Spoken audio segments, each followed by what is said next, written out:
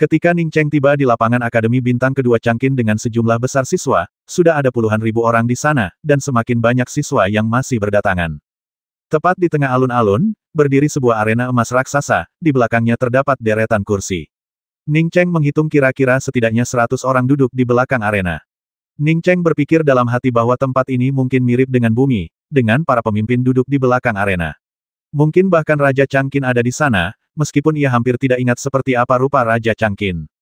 Ning Cheng berdiri di sudut. Ia tidak mengenali siapapun di atas panggung, dan ia tidak tahu detail proses seleksi.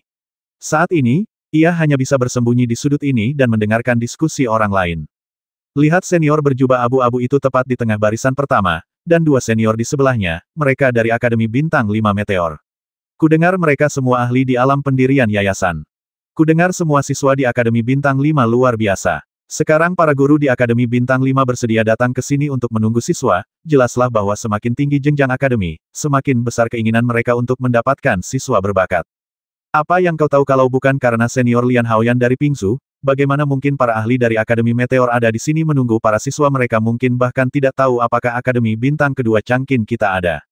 Berhenti bicara, Dekan Yan Yuankei akan bicara. Kudengar Dekan Yan sudah mencapai puncak tingkat ke-9 alam kondensasi, tinggal selangkah lagi untuk mencapai alam pembentukan fondasi.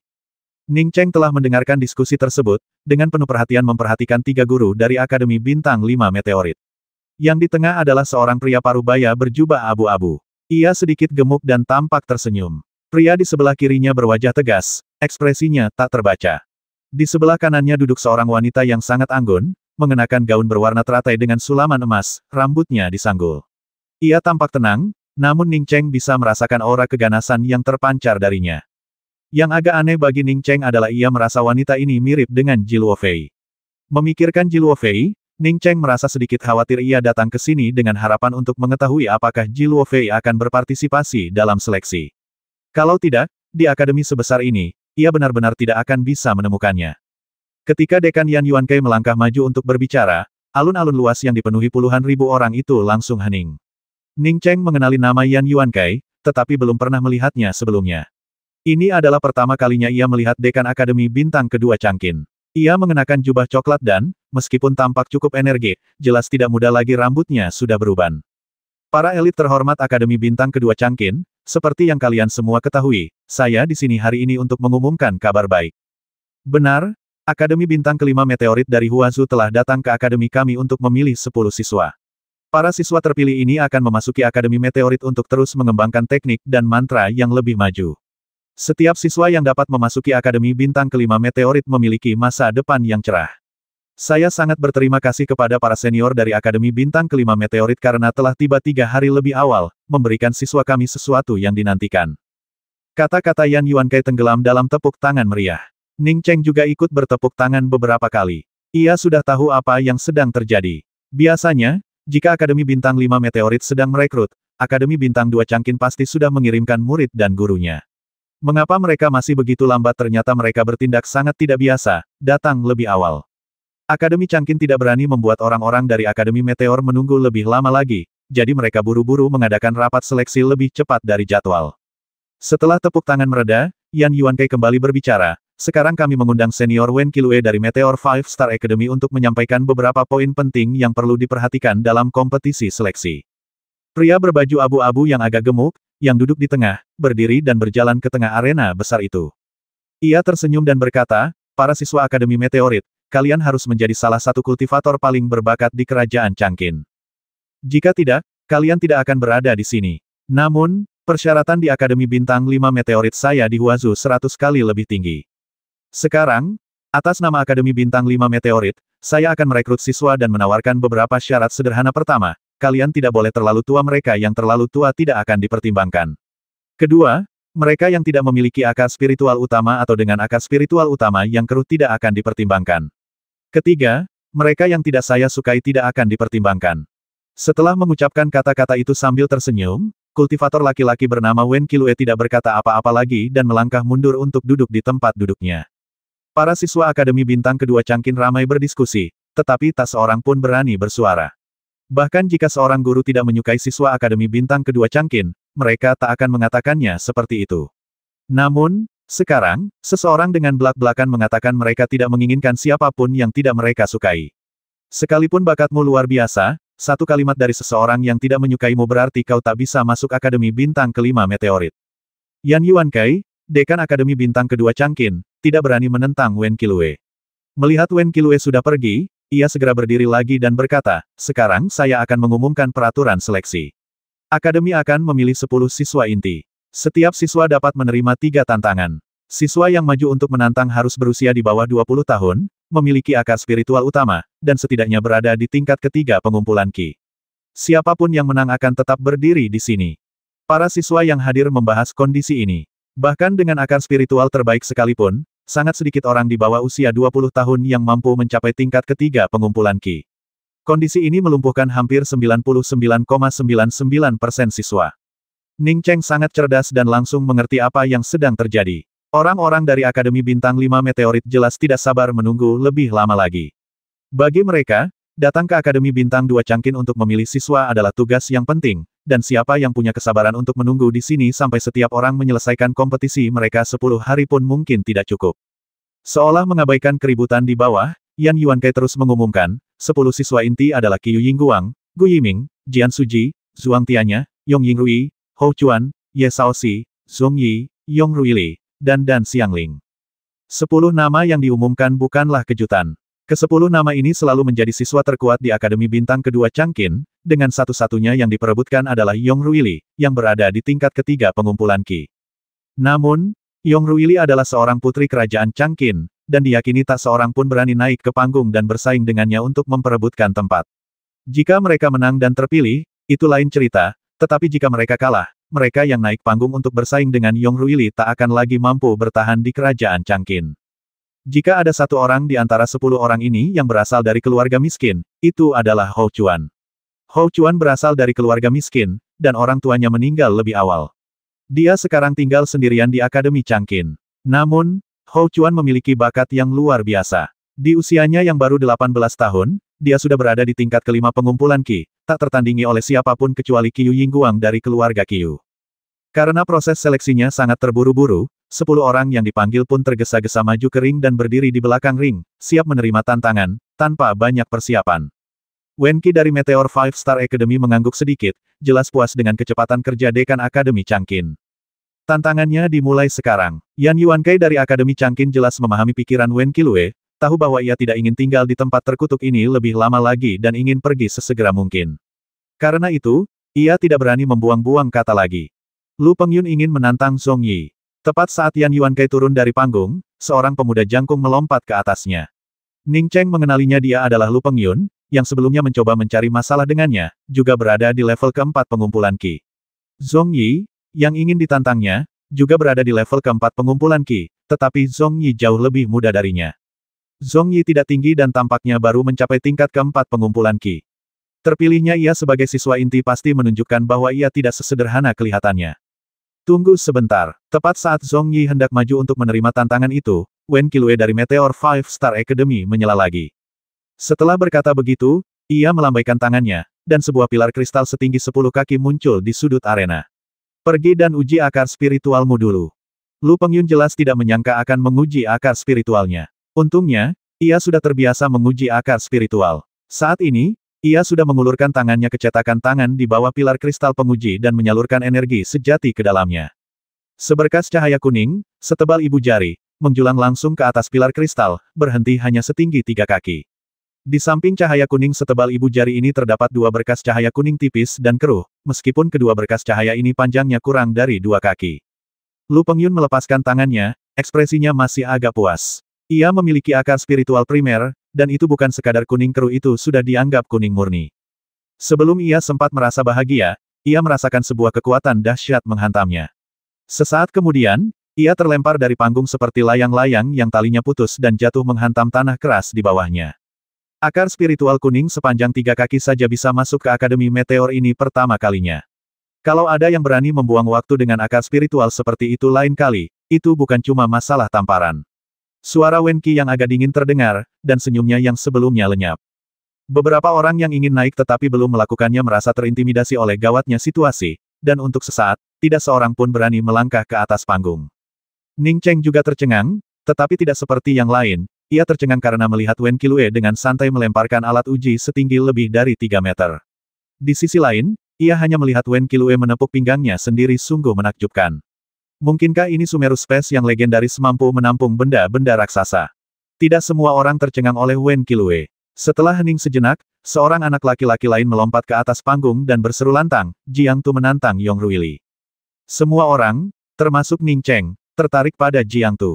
Setelah kata-kata tegas Wen Qilue, ia tak hanya berani naik panggung untuk menantangnya, tetapi juga Yong Ruili. Yong Ruili adalah seorang putri dari keluarga kerajaan. Meskipun tingkat kultivasinya paling rendah, siapa yang berani menantang putri kerajaan Changqin sekalipun ia menang, belum tentu ia akan baik-baik saja. Namun, menang setidaknya akan melindunginya, tetapi kalah berarti kehancuran total. Belum lagi nyawanya sendiri, seluruh keluarganya akan terancam. Jangan lihat, ikut aku sekarang. Sebuah tangan lembut menggenggam tangan Ning Cheng, dan sebuah suara rendah terdengar dari belakangnya.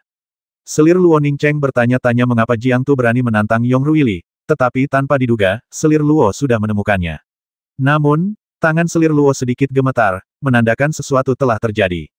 Akademi saat ini sedang menyeleksi siswa. Kita punya kesempatan untuk kabur dari kerajaan Changqin. Kalau kita lebih lambat lagi, Akademi mungkin akan tahu kalau aku yang menghabisi Xian Yuankui dan Yong Liman Jiluo Fei berbisik mendesak di telinga Ning Cheng. Suaranya begitu pelan hingga hanya Ning Cheng yang bisa mendengarnya. Menghabisi Xian Yuankui dan Yong Liman Ning Cheng terkejut, tetapi memikirkan kedua nama itu langsung membuatnya mengerti. Dia tidak tahu apakah Jiluo Fei punya alasan lain untuk menghabisi mereka, tetapi dia yakin bahwa pembunuhan Jiluo Fei terhadap mereka ada hubungannya dengan dirinya. Ketika pertama kali tiba di kerajaan Changqin, ia hampir mati di tangan Xian Yuankui saat berbelanja untuk pertama kalinya. Pembunuhan Jiluo Fei terhadap Xian Yuankui jelas dilatar belakangi oleh balas dendam. Sedangkan untuk Yong Liman, Ning Cheng tidak mengenalnya secara pribadi, tetapi ia tahu bahwa nama belakangnya menyiratkan hubungan dengan keluarga kerajaan Changqin. Sekalipun Jiluo Fei diketahui tidak memiliki hubungan dengan keluarga kerajaan Changqin, ia tetap akan dikutuk jika tersiar kabar bahwa ia telah menghabisi Xian Yuankui. Jiluo Fei tahu bahwa tertangkap berarti kematian, namun ia tetap kembali untuk mencarinya, jelas takut jika ia pergi, kerajaan Changqin dan keluarga Xian akan melampiaskan amarah mereka kepadanya. Terima kasih, Selir Luo. Memahami hal ini, Ning Cheng segera menggenggam tangan Selir Luo dengan penuh rasa terima kasih. Ia tidak bisa mengatakan ia menyukai Selir Luo. Selir Luo telah membantunya menghabisi Xian Yuankui dan bahkan mempertaruhkan nyawanya untuk kembali dan memperingatkannya agar melarikan diri. Itu saja sudah cukup untuk mengungkapkan rasa terima kasih Ning Cheng yang terdalam. Ia tidak menjelaskan mengapa ia berterima kasih padanya, karena yakin Selir Luo akan mengerti maksudnya. Jiluo Fei tidak merasakan apapun saat memegang tangan Ning Cheng sebelumnya, maupun saat menggendongnya pulang. Kebangkitan Ning Cheng di punggungnya bukanlah hal yang mengejutkan baginya. Entah Ning Cheng hidup atau mati, ia akan tetap membawanya pergi dari gerbang penjara. Baginya, ini hanyalah balas budi bukan kepada Ning Cheng sendiri, melainkan kepada kakek Ning. Sebelumnya, mengirim Ning Cheng ke menara kultivasi hanyalah bagian dari balas budi. Meskipun hendak meninggalkan kerajaan Changqin, ia hanya mengkhawatirkan Ning Cheng dan tidak memiliki perasaan lain. Namun kini, 5 kata yang terucap dari lubuk hati Ning Cheng ini membuat hati Jiluo Fei sedikit bergetar. Ia sangat merasakan rasa terima kasih Ning Cheng. Ning Cheng telah berubah. Ning Cheng di masa lalu, bahkan jika ia mengorbankan nyawanya untuknya, ia hanya akan berpikir itu adalah hal yang benar untuk dilakukan, dan tak akan pernah mengucapkan 5 kata itu. Namun, Ning Cheng yang sekarang telah sepenuhnya mengubah citranya tentangnya. Kini, dengan Ning Cheng menggenggam tangannya, ia bahkan merasa wajahnya terbakar. Jiluo Fei masih gemetar, tetapi Ning Cheng jauh lebih tenang daripada dirinya. Ia menggenggam tangan Jiluo Fei dan berkata, "Jangan gugup, ikuti saja aku dan dengarkan aku." Melihat Ning Cheng bergerak acuh tak acuh menuju tepi kerumunan, mata Jiluo Fei memerah, dan dia patuh mengikutinya dari belakang. "Jangan gugup, ikuti saja aku dan dengarkan aku." Kata-kata sederhana ini memberi Jiluo Fei rasa aman. Meskipun kultivasinya jelas lebih tinggi daripada Ning Cheng, ia bisa merasakan perlindungan Ning Cheng. Ketika keluarga Ji dihancurkan, ia masih muda dan diadopsi oleh keluarga Ning. Singkatnya, ia adalah keturunan dari anggota keluarga Ning yang telah meninggal. Singkatnya, ia adalah seorang pengantin anak tanpa status apapun, sama seperti seorang pelayan. Meskipun kakek Ning tidak memandang rendah dirinya, anggota keluarga Ning lainnya juga tidak memperlakukannya sebagai menantu keluarga Ning paling-paling, mereka memperlakukannya sebagai pelayan rendahan. Bahkan Ning Cheng memperlakukannya seperti pembantu, bahkan lebih buruk dari pembantu. Setiap kali Ning Cheng melihatnya, wajahnya dipenuhi rasa jijik. Sebagai kepala keluarga Ning, Ning Hongchang tidak mungkin bisa menjaga Ji Luofei setiap saat. Seingatnya, ia selalu mengandalkan dirinya sendiri untuk segala hal, tanpa bergantung pada siapapun. Terkadang ia bahkan tidak makan dan harus menerima perintah dari para pelayan di kediaman Ning. Baru setelah ia dewasa dan dikirim ke Akademi Bintang Kedua Changqin oleh kakeknya, hari-hari kelaparannya perlahan mulai berubah. Ning Cheng jelas setahun lebih muda darinya, tetapi kata-katanya yang sederhana membuatnya merasa bahwa ia kini luar biasa kuat dan dapat diandalkan. Hanya mereka yang belum pernah memiliki seseorang untuk diandalkan yang benar-benar memahami nilai kata-kata itu. Bayangan Ning Cheng seakan berubah drastis di benaknya saat itu. Ning Cheng tidak terlalu memikirkannya. Meskipun ia tahu Ji Luofei lebih mengenal Akademi Changqin daripada dirinya, ia juga tahu betul bahwa Ji Luofei jauh lebih rendah darinya dalam hal kemampuan melarikan diri dan kemampuan menangani situasi kritis. Ji Luofei mengikuti Ning Cheng menembus kerumunan, berkelok-kelok menuju tepi. Melihat Ning Cheng menghilang di antara deretan pohon raksasa, Ji Luofei langsung mengira Ning Cheng akan keluar melalui pintu kecil menuju arena pertarungan. Ia hendak mengingatkan Ning Cheng bahwa hari ini adalah hari seleksi Akademi Bintang 5 Meteorit, dan pintu sekecil itu menuju arena pertarungan kemungkinan besar akan diblokir lebih baik menggunakan gerbang utama. Tepat pada saat itu, sekelompok 7 atau 8 penjaga bergegas keluar, tiba-tiba muncul di hadapan mereka. Ketika para penjaga melihat Ning Cheng dan Ji Luofei tampaknya menuju gerbang kecil, mereka langsung berhenti dan bahkan menunjukkan tanda-tanda akan datang. Hati Ji Luofei mencelos. Ia menduga rahasianya mungkin telah terbongkar, itulah sebabnya para prajurit datang untuk melindunginya. Ia bertekad, bahkan jika ia mati, ia akan membuat Ning Cheng melarikan diri. Sebelum Ji Luofei bisa berbicara, Ning Cheng tiba-tiba bertanya lagi dengan suara rendah, siapa nama wakil dekan akademi? Yong Changyan, jawab Ji Luofei secara naluriah. Ning Cheng tiba-tiba meninggikan suaranya sedikit dan berkata, dari sekian banyak waktu, akulah yang harus mengurus urusan. Sayang sekali kita terlalu dekat dengan arena. Setelah mengatakan itu disayangkan, Ning Cheng menampakkan ekspresi terkejut dan mempercepat langkahnya saat dia berlari menuju sekelompok penjaga. Para penjaga berhenti ketika melihat Ning Cheng dan Ji Luofei berjalan keluar. Awalnya mereka berencana untuk menginterogasi Ning Cheng dan Ji Luofei, tetapi ketika melihat Ning Cheng dan Ji Luofei berlari ke arah mereka, mereka berhenti dan tidak bergerak. Tunggu sebentar, rekan-rekan prajurit Ning Cheng memanggil dengan suara keras meskipun orang-orang di depan telah berhenti. Apa yang kau inginkan? Kepala penjaga itu adalah seorang kultivator tingkat ketiga pengumpulan Qi. Ketika melihat Ning Cheng memanggilnya untuk menunggu, ia lupa bahwa ia telah bertanya kemana Ning Cheng pergi. Ning Cheng mengeluarkan plakat kayu gelap dan menyerahkannya kepada kepala penjaga, sambil berkata, senang bertemu kalian semua. Kalian para prajurit telah banyak membantu saya. Saya murid tetuamu. Dekan Yong meminta guru saya untuk mengirim seseorang mengumpulkan tim penjaga dan menunggu di pintu masuk menara kultivasi, tetapi guru saya malah mengirim kami berdua. Namun, saat ini adalah waktu yang krusial bagi Akademi Meteor untuk memilih murid, dan kompetisi tantangan sedang berlangsung. Saya benar-benar tidak ingin pergi. Saya tidak menyangka kalian datang di waktu yang tepat. Cepatlah dan ikut saya ke pintu masuk menara kultivasi. Tunggu, saya akan memberikan perintah dari Dekan Yong. Kalian bisa memberikan perintah langsung kepada Dekan Yong nanti. Itu tidak akan berhasil. Kami sedang menuju gerbang Xifeng dan gerbang Nanfeng, jadi kami tidak bisa membantu Anda. Kepala penjaga memeriksa plakat kayu di tangannya dan segera menyela Ning Cheng, berbicara dengan serius. Setelah berbicara, ia mengembalikan plakat kayu itu kepada Ning Cheng. Plakat itu diukir dengan kata-kata menara kultivasi, tetapi ia tahu plakat itu asli. Setelah mengembalikan plakat itu kepada Ning Cheng, kapten pengawal dan beberapa prajurit mempercepat langkah mereka, sama sekali mengabaikan gestur Ning Cheng yang menerima dekrit kekaisaran sambil membeku di udara. Ning Cheng buru-buru mengikutinya dari belakang, sambil berteriak cemas, tapi aku sudah mendapat perintah dari dekan. Apa tidak penting kita pergi kemana? Kenapa kau tidak menunggu di pintu masuk menara kultivasi dulu? Sambil berbicara, Ning Cheng menghela napas lega. Ia takut orang ini akan menyadari bahwa itu hanyalah papan kayu untuk membersihkan menara kultivasi. Kalian punya surat perintah, dan kami juga punya. Kalau kami semua sesantai dan tidak disiplin seperti kalian para siswa akademi, para penjaga kerajaan Changqin mungkin lebih baik memilih beberapa orang secara acak. Kurasa kalian sebaiknya pergi sendiri saja dan berhenti sok pintar, kata kapten itu dengan nada meremehkan sambil berjalan pergi. Ia memandang rendah Ning Cheng, seorang pria yang sama sekali tidak mengerti konsep disiplin militer. Sambil mengobrol, mereka tiba di pintu masuk pasar yang ramai. Seperti yang diprediksi Ji Luofei, gerbang kecil ini dijaga oleh dua pria, tetapi bukan penjaga paruh baya yang sama seperti sebelumnya. Melihat dua penjaga menghalangi pintu kecil itu, Ning Cheng berkata dengan sedikit tidak senang, buka pintunya, aku ingin keluar. Kedua penjaga itu telah mendengar percakapan Ning Cheng dengan kapten sebelumnya, dan mereka bahkan tahu apa yang akan dilakukan Ning Cheng. Melihat ekspresi tidak senang Ning Cheng, kedua penjaga itu tahu bahwa Ning Cheng ingin menonton pertandingan tantangan, dan karena sekarang dia telah diusir, akan aneh jika dia senang. Salah satu penjaga hendak berbicara ketika Ning Cheng tiba-tiba berseri-seri kegirangan dan memotongnya. Saudara prajurit, bukankah kau sedang bertugas jaga di sini? Tidak masalah ada 2 atau 1 penjaga. Bagaimana kalau salah satu dari kalian tetap di sini, dan yang satunya membantuku dan pergi? Maaf, kami diperintahkan untuk tetap di sini bertugas jaga dan tidak bisa pergi, kata penjaga lainnya dengan terus terang. Wajah Ning Cheng kembali muram, namun kali ini hanya sesaat sebelum ia berkata dengan nada lembut, kau yang menjaga gerbang ini, kau tentu tidak akan membiarkan siapapun masuk atau keluar, kan? Ya, jawab penjaga itu dengan sigap. Kalau begitu, kalaupun kami memintamu membuka pintu, kau pasti tidak akan melakukannya. Kan misalnya, aku baru saja memintamu membuka pintu, kan? Ning Cheng melanjutkan pertanyaannya, ekspresinya seperti serigala besar yang sedang menggiring domba kecil. Penjaga yang tadi bicara hampir setuju ketika melihat senyum jahat Ning Cheng, jantungnya berdebar kencang.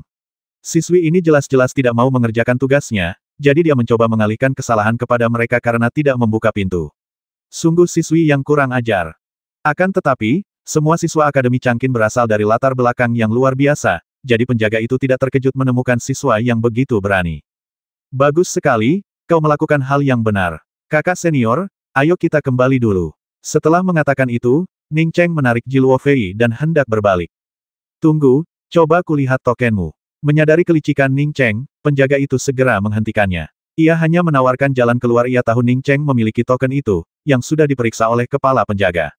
Ning Cheng tidak menggerakkan tangannya. Kenapa aku harus menunjukkan tokenku? Aku hanya menyuruhmu membuka pintu, tapi kau tidak mau. Itu tugasmu, dan aku tidak akan menyalahkanmu. Kenapa kau harus melihat tokenku kalau aku harus melihat setiap prajurit yang kutemui? Lebih baik aku menggantungkan tokenku di leherku saja. Ayo, kakak. Mendengar 3 kata terakhir Ning Cheng, raut wajah penjaga berubah muram. Setelah ragu sejenak, ia membuka pintu dan berkata, pintunya terbuka. Kalau kau mau keluar, silakan. Kalau tidak, aku akan menutupnya kembali. Jika Ning Cheng berani mundur selangkah lagi, ia akan langsung menutup pintu. Karena Ning Cheng sudah memintanya untuk membuka pintu, dan ia sudah melakukannya, jika Ning Cheng sendiri tidak mau keluar, maka apapun yang terjadi bukanlah salahnya. Ning Cheng berbalik tak berdaya, memelototi kedua penjaga, lalu berjalan keluar gerbang kecil di belakang akademi dengan perasaan tidak senang. Sejak Ning Cheng berjalan menuju para penjaga hingga keluar dari gerbang kecil, jantung Jiluo Fei berdebar kencang. Ia tak percaya Ning Cheng berani begitu lancang, hanya berdalih papan tanda pembersihan. Jika ketahuan, mereka berdua akan celaka. Bukan karena para penjaga itu sendiri, tetapi karena jika mereka bentrok dengan mereka, mereka tak akan pernah bisa kabur. Setelah keluar dari gerbang kecil, Ning Cheng tidak terburu-buru melarikan diri. Sebaliknya, ia berhenti dan menunjuk kata-kata perahu tempur sambil berkata, Luo Fei, jika kultivasiku berhasil di masa depan, aku pasti akan menghancurkan arena perahu tempur ini. Jiluo Fei memang tidak secerdas Ning Cheng, tapi ia sama cerdasnya. Begitu Ning Cheng menyebut kompetisi adu panci, ia langsung mengerti. Ning Cheng tahu tentang kompetisi adu pancinya dan merasakan kehangatan di hatinya. Ayo pergi dulu, ini bukan tempat untuk berlama-lama. Aku kurang familiar dengan tempat ini. Luo Fei, tolong tunjukkan jalannya. Ning Cheng merasa lega setelah meninggalkan Akademi Changqin dan berbalik menghadap Jiluo Fei sambil tersenyum. Oke, Jiluo Fei mengangguk, tahu bahwa ia tak boleh ragu saat ini. Ia mempercepat langkahnya dan berjalan melewati pasar yang ramai. Hanya dalam beberapa menit, ia membawa Ning Cheng ke jalan setapak yang sangat terpencil. Meskipun sedang dalam pelarian, Jiluo Fei bingung bagaimana Ning Cheng bisa begitu tenang dan kalem. Setelah ragu-ragu cukup lama, ia memutuskan untuk bertanya. Sebelum sempat berbicara, Ning Cheng bertanya, Luo Fei, aku selalu punya pertanyaan. Dengan hampir 100.000 orang di alun-alun, bagaimana kau bisa menemukanku secepat ini? Ada satu pertanyaan lagi yang tidak ditanyakan Ning Cheng. Ia ingin tahu kemana Jiluo Fei pergi setelah ia tinggal di menara kultivasi, dan mengapa ia tidak datang mencarinya. Jiluo Fei ragu sejenak, hendak menjawab, ketika tiba-tiba ia merasakan Ning Cheng menariknya. Seberkas cahaya putih melesat melewati tempatnya berdiri. Ekspresi Jiluo Fei berubah. 2 pria kini berdiri di hadapannya dan Ning Cheng. Melihat 2 kultivator pria, satu tinggi dan satu pendek, hati Jiluo Fei langsung mencelos.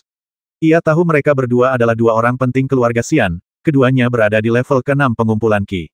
Dengan kemampuannya yang terbatas di level ketiga pengumpulan Qi dan level pertama Ning Cheng, mustahil baginya untuk melarikan diri. Tahap pengumpulan kinya kecil sekali, tapi reaksinya begitu cepat. Kultivator pria jangkung itu berseru kaget ketika melihat reaksi Ning Cheng bahkan lebih cepat daripada Ji Luofei. Ji Luofei kemudian menyadari bahwa reaksinya tidak secepat Ning Cheng, tetapi saat ini, ia tidak punya waktu untuk memikirkan hal-hal seperti itu. Ia segera berkata dengan nada mendesak, "Ning Cheng, cepatlah pergi, aku akan menahan mereka sebentar." Seorang kultivator pengumpul Qi level 3 saja berani mengklaim bisa menahan kita. Kau sudah menghabisi Tuan Muda Yuan Kui dan masih berpikir bisa pergi, seharusnya kau pikirkan bagaimana caranya agar kau bisa mati dengan tenang, kata kultivator pria jangkung itu dengan nada meremehkan. Setelah panik sesaat, Ning Cheng menenangkan diri dan berkata dengan suara berat, "Luo Fei, kau tahu kemampuanku. Ingat saja untuk membalaskan dendamku setelah kau pergi. Aku tidak ingin mati tanpa ada yang membalaskan dendamku." Sebelum Ning Cheng sempat selesai berbicara, kedua kultivator dari keluarga Xian menyerang, menghalangi semua jalur pelarian Ning Cheng dan Ji Luofei dengan beberapa bila angin. Pada saat yang sama, masing-masing dari mereka mengeluarkan artefak magis, tetapi mereka tidak menggunakannya, jelas berniat menangkap mereka hidup-hidup. Ning Cheng belum pernah bertarung dengan siapapun sebelumnya. Begitu pertarungan dimulai, ia menyadari betapa jauhnya ia dari level ke-6 pengumpulan Qi, mereka jelas tidak berada di level yang sama. Lupakan membiarkan Ji Luofei lolos, bahkan menghindari bila angin itu pun akan sangat sulit baginya. Akar spiritual emas putih sepanjang 6 kaki, hampir semua orang di belakang arena berdiri, dan kultivator pria berjubah abu-abu bernama Wen Qilue dari Akademi Bintang 5 Meteor bahkan lebih bersemangat. Saat itu, Jiang Tu, yang datang untuk menantang, berdiri di depan artefak penguji akar spiritual. Tangannya berada di atas artefak, dan seberkas cahaya putih, lebih dari 1,8 meter panjangnya dan setebal lengan anak-anak, muncul di pilar kristal artefak tersebut. Tidak ada sinar cahaya lain selain sinar putih itu, hanya lingkaran emas di dasar sinar putih itu. Haha, aku tidak menyangka Akademi Changqin punya orang sejenius itu. Bagus, bagus, perjalanan ini sungguh berharga. Ngomong-ngomong, siapa namamu? Wen Qi berjalan memasuki arena dengan penuh semangat dan bertanya kepada Jiang Tu dengan ramah. Jiang Tu membungkuk dengan sangat sopan dan berkata, "Menjawab pertanyaan Anda, senior, saya Jiang Tu." Oke Jiang Tu, mulai sekarang kamu murid Akademi Bintang 5 Meteor. Kamu tidak perlu naik dan bertarung. Siapa yang baru saja kamu tantang? Wen Qilue menjawab oke beberapa kali sebelum akhirnya bertanya kepada Jiang Tu siapa yang ditantangnya. Itu Yong Ruili, jawab Jiang Tu jujur. Wen Qi mengangguk sedikit dan berkata langsung kepada Yong Ruili, yang sudah keluar untuk bertarung, kamu telah tersingkir dan bisa turun sekarang. Wajah Yong Ruili sangat pucat, tetapi ia tak punya pilihan selain membungkuk dan meninggalkan arena dengan lesu. Ia tahu betul bahwa meskipun ia seorang putri kerajaan Changqin, ia tak ada apa-apanya di hadapan pria berjubah abu-abu ini. Jiang Tu, maukah kau menjadi murid pribadiku? Setelah Wen Qilue mengantar Yong Ruili turun dari panggung, ia bertanya lagi kepada Jiang Tu sambil tersenyum lembut. Jiang Tu segera membungkuk lagi dan menjawab, Jiang Tu memberi salam kepada guru. Wen Qi tertawa terbahak-bahak, mengeluarkan sebuah tas kulit kecil dan menyerahkannya kepada Jiang Tu, sambil berkata, ini adalah hadiah dari gurumu untukmu saat kita bertemu. Kakak senior Wen, kau sungguh murah hati, memberikan tas penyimpananmu sekarang juga. Setelah Jiang Tu kembali ke akademi, beberapa tetua mungkin ingin mengangkatnya sebagai murid, ujar seorang kultivator pria lain dari Akademi Meteor dengan wajah tegas, agak kurang pantas. Wen Qilue sama sekali tidak keberatan. Kalau kalian iri padaku, bilang saja. Masih banyak murid di sini. Kalian bisa cari sendiri. Mungkin kalian bisa menemukan murid yang memuaskan untuk diterima kembali. Wen Qilue mengatakan ini dengan bangga, dan jelas tidak menyangka Akademi Changqin akan menghasilkan murid lain dengan akar spiritual murni. Namun, dua orang lainnya dari Akademi Meteor benar-benar melepaskan indera ilahi mereka. Mereka berdua adalah kultivator pendirian yayasan, dan kultivator pendirian yayasan sudah bisa melepaskan indera ilahi mereka. Kultivator pria lainnya tidak melihat siapapun yang ia sayangi, tetapi wanita bergaun teratai dengan sulaman emas itu tiba-tiba berdiri. Adik Yaohe, ada apa? Wen Qilue dan pria lain di alam pendirian yayasan menyadari perilaku aneh wanita itu dan segera bertanya. Wanita bernama Yaohe mendengus dingin dan benar-benar memanggil senjata ajaib berbentuk teratai biru. Ia lalu melompat ke senjata itu dan langsung terbang menjauh dari arena.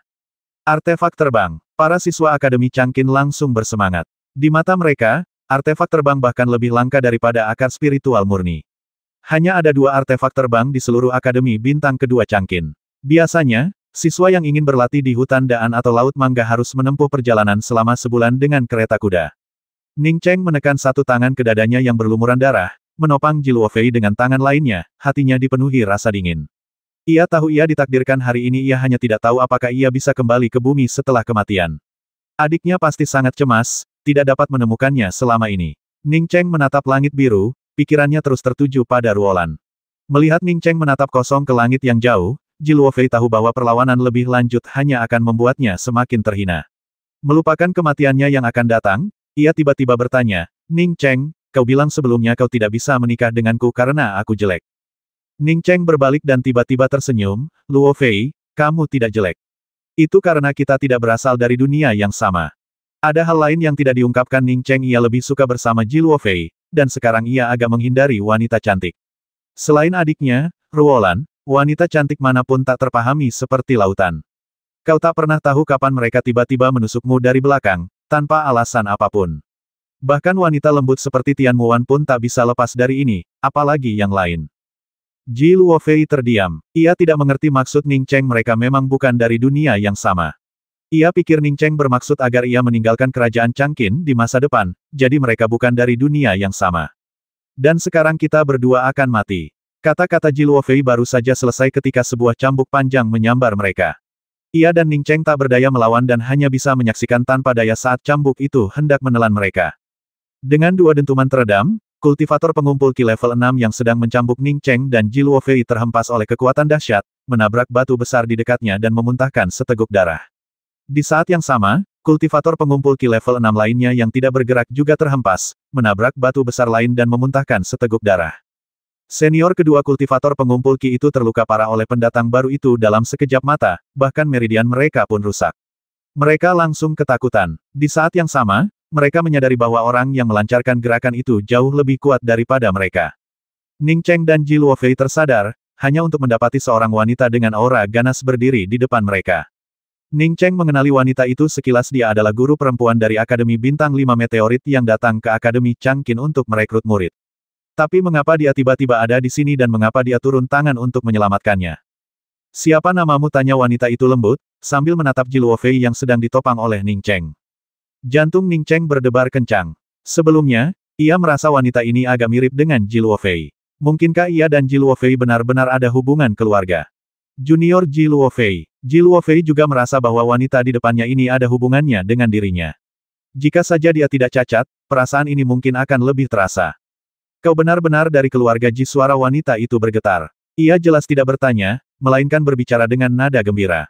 Pada saat ini, dua kultivator laki-laki dari keluarga Xian di tingkat ke-6 pengumpulan Qi sudah bangun dan berteriak panik, "Senior! Beraninya kau melukai seseorang dari keluarga Jiku seperti ini, kau mencari mati." Wanita itu tak punya tempat untuk melampiaskan amarahnya, dan dua orang menyebalkan malang dari keluarga Xian itu kembali berbicara, langsung mengingatkannya bagaimana Ji Luofei terluka parah. Ia langsung berbalik, dan dua sinar gelap melesat keluar. Ning Cheng dan Ji Luofei hanya bisa mendengar dua suara puff saat kedua kultivator pengumpul Qi level 6 itu, yang sama sekali tidak siap, langsung berubah menjadi dua kerangka. Daging mereka lenyap tanpa jejak dalam beberapa tarikan napas di bawah bombardir cahaya gelap. Ning Cheng tersentak. Ia belum pernah menghabisi siapapun, tetapi ia selalu sangat berani dan jarang panik. Namun, ia juga tercengang oleh metode mengerikan wanita itu. Hanya dengan lambaian tangannya, dua sinar cahaya gelap mengubah dua kultivator pengumpul Qi level 6 menjadi tulang belulang. Seberapa kuatkah wanita itu? Apakah ini teror dari alam pendirian fondasi? Siapa nama kakekmu? Siapa nama orang tuamu? Bagaimana kau bisa sampai di kerajaan Changqin? Pingzu. Setelah menghabisi dua kultivator pengumpul Qi level 6, wanita itu terus menanyai Ji Luofei seolah-olah tidak terjadi apa-apa. Di saat yang sama, sebuah pil sudah ada di mulut Ji Luofei, sementara Ning Cheng, meskipun juga terluka parah, tampaknya tidak menyadarinya. Ji Luofei segera menjawab, "Nama kakekku Ji Yuanying, nama ayahku Ji Xuanzang, dan nama ibuku Xiong Qihua.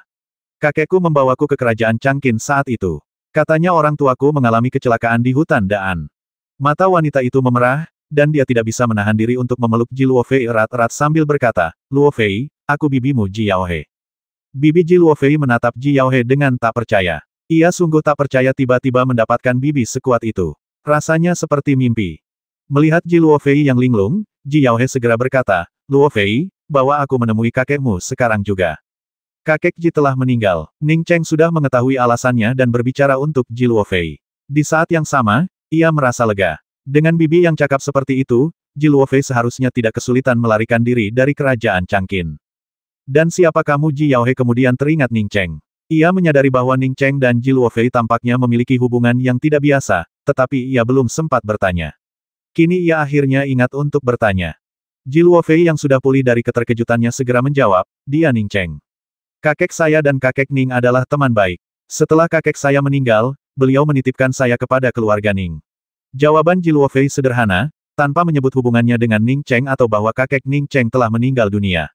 Ia belum benar-benar menerima kehadiran bibinya yang tiba-tiba ini semuanya terasa agak aneh.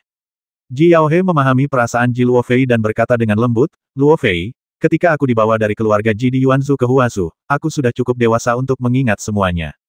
Kakekmu seharusnya adalah paman keempatku. Ketika aku kembali ke Yuanzhou beberapa tahun yang lalu, keluarga Ji sudah hancur. Aku mencari kemana-mana tetapi tidak menemukan satupun anggota keluarga Ji. Paman keempatku datang ke Pingzhou, mungkin karena ia melarikan diri dari bencana yang menimpa keluarga Ji. Luofei, mulai sekarang, kau akan pergi ke Huazu bersama bibimu dan kau tidak akan diburu lagi. Ya, bibi. Ji Luofei merasakan gelombang kehangatan di hatinya dan berseru. Kemunculan bibinya yang tiba-tiba membuatnya tak lagi bingung seperti sebelumnya. Meskipun bibi ini bukan kerabat langsung, mereka tetap berasal dari garis keturunan yang sama. Kata-kata terakhir Ji Yaohe juga merupakan ungkapan keprihatinannya. Mungkin orang pertama yang bisa ia andalkan adalah orang yang meninggalkan kesan terdalam padanya kata-kata Ning Cheng, dengarkan aku, bahkan lebih berkesan. Bibi, kakek Ning mengadopsiku saat itu. Sekarang, Ning Cheng adalah satu-satunya yang tersisa di keluarga Ning. Dia tinggal di kerajaan Changqin sebelum Ji Luofei selesai berbicara. Ji Yaohe mengerti dan langsung berkata, jangan khawatir, aku akan memastikan dia baik-baik saja. Ji Luofei merasa lega. Bibinya tampak sangat cakap. Jika dia bilang Ning Cheng aman, maka pasti aman. Hati Ning Cheng mencelos. Ia tidak senaif Ji Luofei. Ji Yaohe hanya meminta untuk membawanya pergi, tetapi ia berkata akan melindunginya. Ada perbedaan di antara keduanya. Ia mungkin terlalu memikirkannya. Ayo naik. Ji Yaohe melambaikan senjata terbang ajaib berbentuk teratai itu lagi dan berkata kepada Ning Cheng dan Ji Luofei. Ini artefak sihir terbang, tanya Ning Cheng kaget. Ia tahu sedikit tentang artefak sihir. Ia telah membaca gulungan-gulungan warisan keluarga Ning dan tahu bahwa para kultivator di benua Yixing memiliki harta sihir, yang memiliki banyak tingkatan. Artefak sihir adalah tingkatan terendah dari harta sihir. Di atas artefak sihir terdapat artefak harta karun, di atas artefak harta karun terdapat artefak spiritual, dan di atas artefak spiritual terdapat artefak sejati. Ji Yaohe berkata dengan tenang, benar, ini adalah artefak sihir terbang tingkat tinggi. Ning Cheng memandangi bangunan di bawah bunga teratai, gelombang kegembiraan membuncah dalam dirinya. Hal-hal ini hanya terdengar dalam legenda, dan ia benar-benar pernah mengalaminya. Ia tidak hanya bisa berkultivasi di sini, tetapi mungkin suatu hari nanti ia akan benar-benar bisa terbang di udara. Tanpa tenaga atau struktur mekanis, ia bisa terbang sepenuhnya berkat artefak magis yang tak terjelaskan. Selir Luo, apakah penampilanmu dirusak oleh keluarga Xian? Aku akan menghabisi mereka sebentar lagi. Nada bicara Ji Yaohe berubah dingin saat ia berbicara tentang menghabisi keluarga Xian. Ji Luofei segera berkata, seharusnya tidak. Waktu aku masih kecil, sepertinya selalu ada yang membuat masalah bagi keluarga Ji. Jumlah orang di bawah komando kakekku perlahan-lahan berkurang tanpa alasan yang jelas.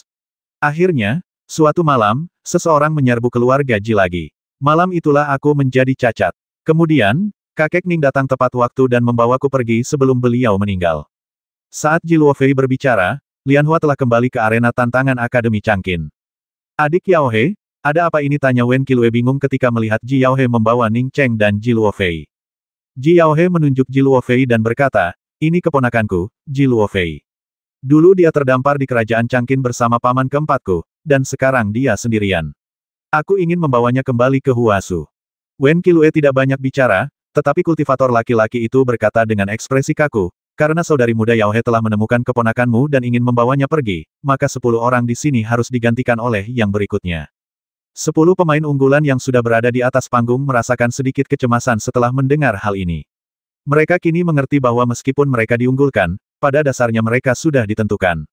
Para siswa dari Akademi Meteor jelas-jelas menghindari masalah dan tidak ingin membuang waktu untuk tantangan tersebut. Mereka mungkin ingin segera pergi. Kalau mereka bilang akan mengeliminasi satu lagi, jelas itu cuma pemilihan acak. Nggak ada yang mau tereliminasi, cuma orang bodoh yang rela melepaskan kesempatan berlatih di Akademi Bintang 5. Ji Yaohe melirik ke 10 orang itu dan tiba-tiba menunjuk ke arah Gu Yiming sambil berkata, kau turun saja. Sebagai seorang kultivator pendirian fondasi, Ji Yaohe jelas merasakan getaran di hati Gu Yiming ketika ia menyebutkan bahwa Ji Luofei adalah keponakannya, itu pertanda kekhawatiran.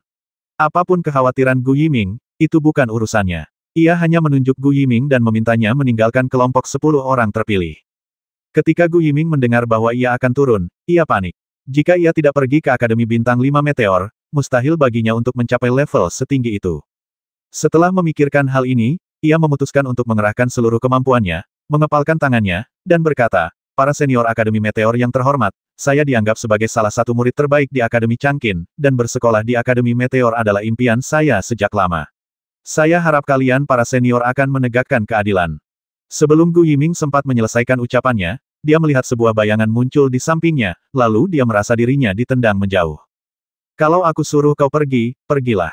Kenapa kau bicara omong kosong begitu?" Gu Yiming, yang sedang melayang di udara, mendengar suara dingin Wen Qi, Bibi, dan Ning Cheng juga. Ji Luofei kemudian menyadari bahwa meskipun bibinya adalah seorang guru di Akademi Meteor, pergi bersama bibinya bukanlah hal yang mudah. Jadi, ia segera menyebutkan Ning Cheng. Ia menyadari bahwa bibinya hanya mengatakan akan memastikan keselamatan Ning Cheng, tetapi tidak mengatakan akan membawanya.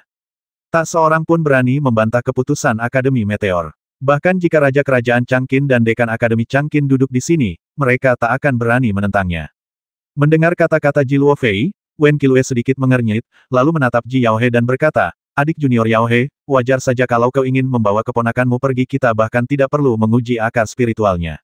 Tapi kalau akar spiritual anak ini tidak terlalu kuat, mungkin mustahil untuk membawanya pergi."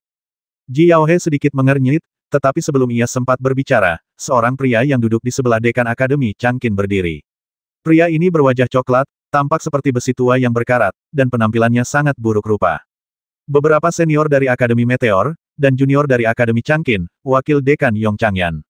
"Saya kenal Ning Cheng. Dia dulu sering menyiksa Nona Luofei dengan memukul dan memarahinya, dan memperlakukannya seperti pembantu di keluarga Ning." Setelah mengucapkan beberapa patah kata sederhana, wakil dekan kembali menangkupkan tangannya, memberi hormat, lalu duduk. Ia sama sekali tidak menyinggung akar spiritual Ning Cheng. Ia yakin Ning Cheng perlu menguji akar spiritualnya sebelum pergi ke Akademi Meteor. Wajah Ji Yaohe langsung berubah sedingin es saat dia menatap Ning Cheng dan berkata dengan dingin, "Wah, begitukah beraninya kau memperlakukan selir Luo seperti pelayan? Apa kau tidak ingin hidup?" Ning Cheng terdiam. Memang seperti itu sebelum ia bereinkarnasi. Bagaimana ia harus menjelaskannya?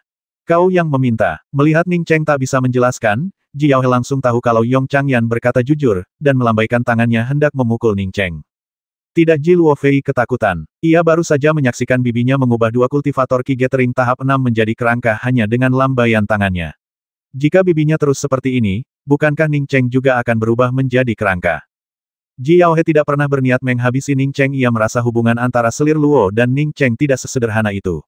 Setelah selir Luo turun tangan, ia hanya menurunkan tangannya dan menatap selir Luo dengan sedikit kesal, lalu berkata, "Selir Luo, anak ini sudah sering menindasmu, dan kau masih membelanya." Ji Luofei berkata dengan nada mendesak, "Tidak, Ning Cheng sekarang berbeda dari sebelumnya. Dia tidak menindasku."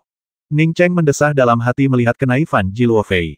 "Kenapa kau tidak bilang saja Yong Changyan berbohong?" Beraninya Yong Changyan berdebat dengan Ji Yaohe, pikirnya. Kalau Ji Luofei bilang begitu, bukankah itu berarti Ning Cheng pernah menindasnya sebelumnya?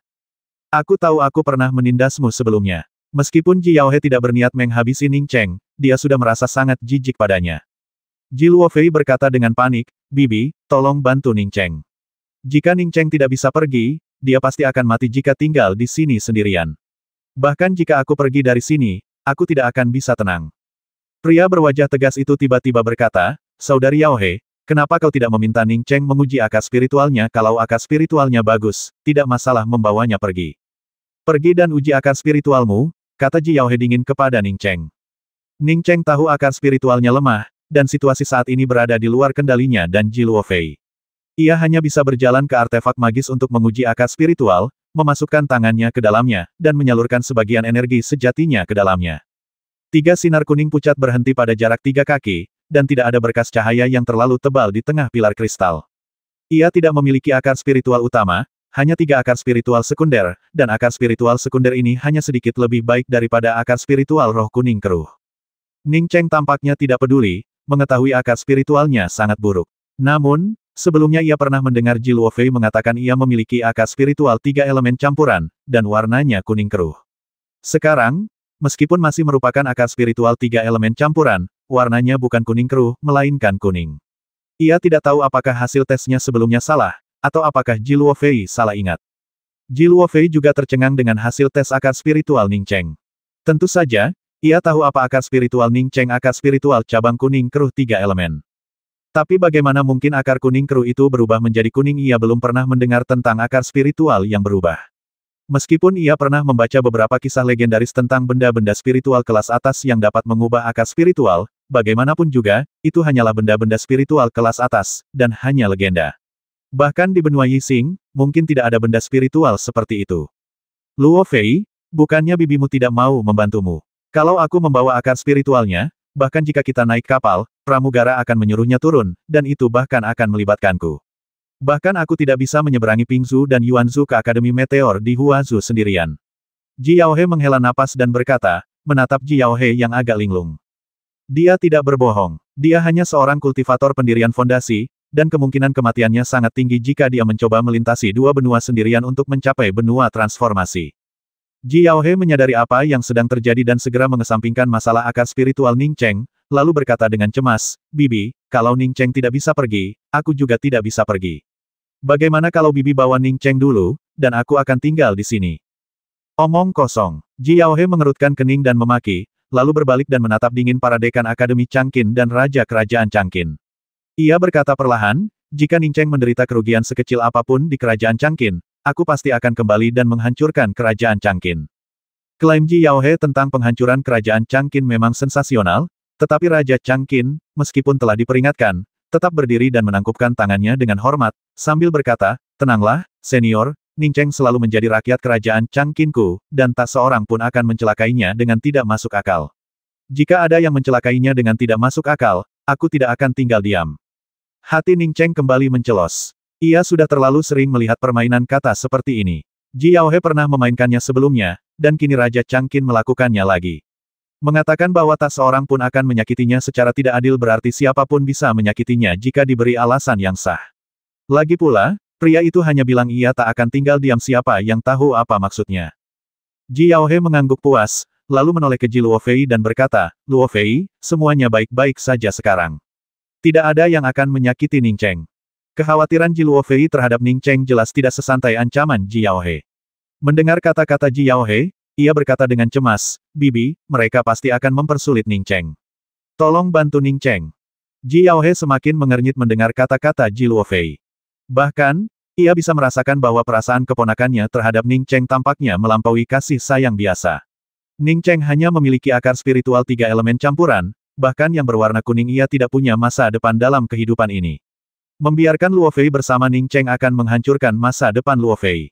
Ia belum menguji bakat Luofei, tetapi karena Luofei sudah berada di tingkat ketiga pengumpulan Qi sebelum usia 20 tahun, bakatnya tentu saja tidak buruk. Pada saat ini, dia lebih suka orang-orang Changqin menghabisi Ning Cheng begitu dia pergi. Apa yang dipikirkan Ji Yaohe, Wen Qilue yang licik dan cerdik tentu juga bisa memikirkannya, tetapi karena itu bukan urusannya, dia tidak ingin mengatakan apa-apa lagi. Melihat Ji Luofei hendak berbicara, Ji Yaohe mengangkat tangannya dan membelai tubuh Ji Luofei, dan Ji Luofei segera tertidur lelap. Sambil memeluk Ji Luofei, Ji Yaohe menatap Ning Cheng dan berkata dengan dingin, apapun hubunganmu dengan Luofei, itu semua sudah berlalu. Mulai sekarang, kau tidak boleh memikirkan Luofei lagi. Dia tidak ada hubungannya denganmu lagi. Setelah mengatakan itu, dia berkata kepada Wen Qilue dan kultivator pria lainnya, saudara-saudara senior, saya pergi dulu. Saya akan menunggu kalian di kapal. Seketika, Ji Yaohe mengeluarkan artefak sihir berbentuk teratai biru dan langsung menghilang bersama Ji Luofei. Wen Qilue sudah lama menyerah membuang-buang waktu memilih murid. Kali ini, ia telah mendapatkan banyak hal, menemukan murid yang jenius. Jadi, begitu Ji Yaohe pergi, ia berkata, pemilihan murid untuk Akademi Changqin berakhir di sini. 9 murid yang terpilih di sini akan memiliki waktu 1 jam untuk mengurus urusan mereka sendiri. Setelah selesai, segera kembali ke sini. Aku bahkan tidak yakin kapan kalian bisa kembali dari Akademi Meteor. Para siswa terpilih sangat bersemangat dan segera meninggalkan arena. Mereka harus kembali dan bersiap sebelum meninggalkan kerajaan Changqin menuju Huazhu. Huazhu adalah tempat legendaris yang berbatasan dengan benua tingkat menengah, terkenal karena energi spiritualnya yang melimpah dan beragam material langka dan berharga. Terlebih lagi, mereka akan bersekolah di Akademi Bintang 5 di Huazhu. Acara seleksi yang sama sekali tak berarti ini berakhir dengan cara yang konyol.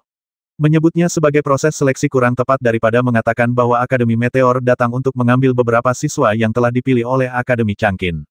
Puluhan ribu siswa dari Akademi Changqin, meskipun tak berdaya, hanya bisa bubar. Ning Cheng tahu bahwa ia hanya bisa mengandalkan dirinya sendiri sekarang. Untungnya, sudah waktunya untuk pergi, dan Ning Cheng bergegas keluar dari akademi bersama para siswa lainnya.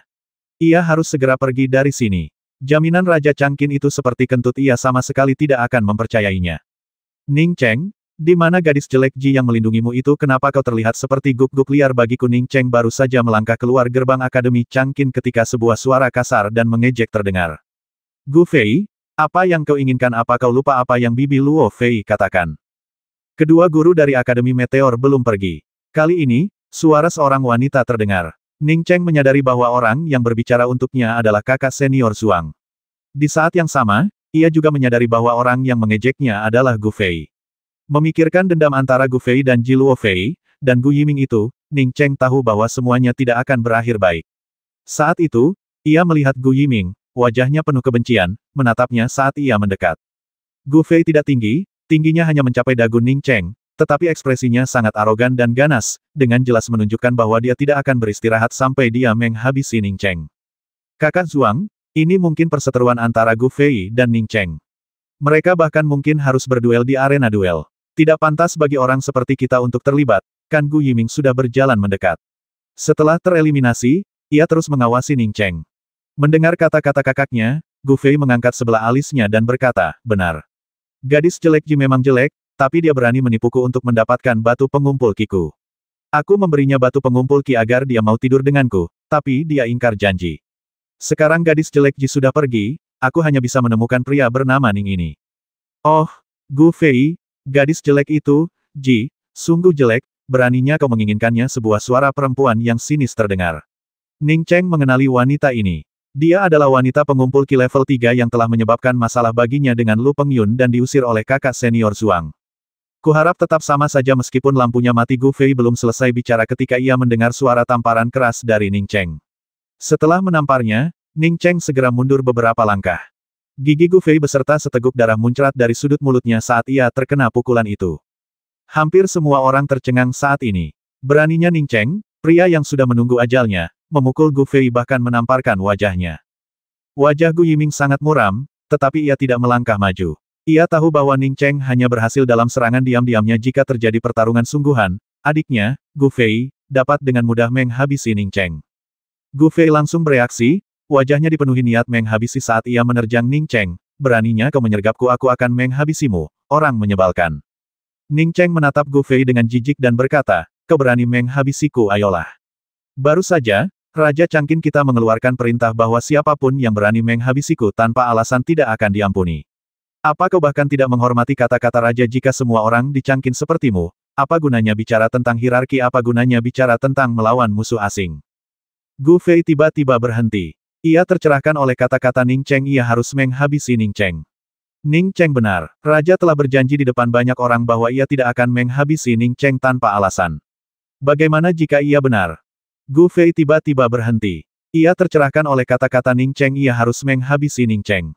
Ning Cheng benar. Raja telah berjanji di depan banyak orang bahwa ia tidak akan menghabisi Ning Cheng tanpa alasan. Bagaimana jika ia benar? Memikirkan hal ini, Gu Fei mencibir. Ning Cheng, lidahmu memang licik. Aku tantang kau sekarang karena menamparku tanpa alasan. Panggung duel ada di sana. Kalau kau tidak berani pergi, merangkaklah di antara kedua kakiku dulu, baru bicara soal gadis jelek Ji. Gu Fei, kau baru di level ketiga pengumpulan Ki, tapi berani menantang seseorang di level pertama. Apa kau tidak tahu malu? Kata suster senior Zhuang dengan marah. Gu Yiming berkata dengan tenang, kakak Zhuang, aku ingin mengatakan sesuatu yang adil, dan itu bukan karena Gu Fei adalah kakakku. Seorang murid Ki Gathering level 1 berani menamparkan murid Ki Gathering level 3, apalagi mengingat Gu Fei mengikuti aturan akademi dan menantang Ning Cheng secara sah, bahkan jika dia langsung menghabisi Ning Cheng, itu tetap salah Ning Cheng sendiri. Ning Cheng tertawa dan menyela Gu Yiming, kalian berdua saudara sampah, berhentilah bicara omong kosong di depanku. Memangnya kenapa kalau kalian menantangku? Aku terima. Karena aku toh akan mati juga, lebih baik aku menghabisi Gu Fei sebelum aku mati dan melampiaskan amarahku. Ning Cheng, kau baru di level pertama pengumpulan Ki. Pergi ke tahap duel dengan Gu Fei ini adalah jalan buntu. Zhuang Tianya tahu Ning Cheng tidak punya pilihan, tapi dia tetap tidak bisa menahan diri untuk mengatakannya. Ning Cheng, tentu saja, tahu ia tak punya pilihan. Ia menggenggam tangannya sebagai ucapan terima kasih kepada Zhuang Tianya dan berkata, terima kasih telah membantuku beberapa kali, kakak senior Zhuang. Kalau aku tidak punya kesempatan, tidak apa-apa. Aku pasti akan membalas budi kakak senior Zhuang jika ada kesempatan di masa depan. Sampah. Dia hanya bisa menantang mereka yang tingkat kultivasinya lebih rendah. Kalau dia memang sekuat itu, kenapa dia tidak bertanding saja denganku? Hou Chuan, suara menghina lainnya terdengar. Ning Cheng mengenali orang ini. Dia adalah Hou Chuan, yang dipilih oleh Akademi Changqin untuk bergabung dengan Akademi Meteor. Dia jenius, biasanya hanya fokus pada kultivasi. Ning Cheng baru saja tiba di gerbang akademi ketika dia melontarkan komentar sarkastis ini, tampak kesal. Wajah Gu Yiming muram. Kalau orang lain, dia pasti sudah memberi mereka pelajaran. Tapi menghadapi Hou Chuan, dia tidak berani. Bukan hanya kultivasi Hou Chuan tidak kalah darinya, tapi bahkan dengan status Hou Chuan saat ini, dia tidak akan berani menyentuhnya. Beraninya dia macam-macam dengan murid Akademi Meteorit.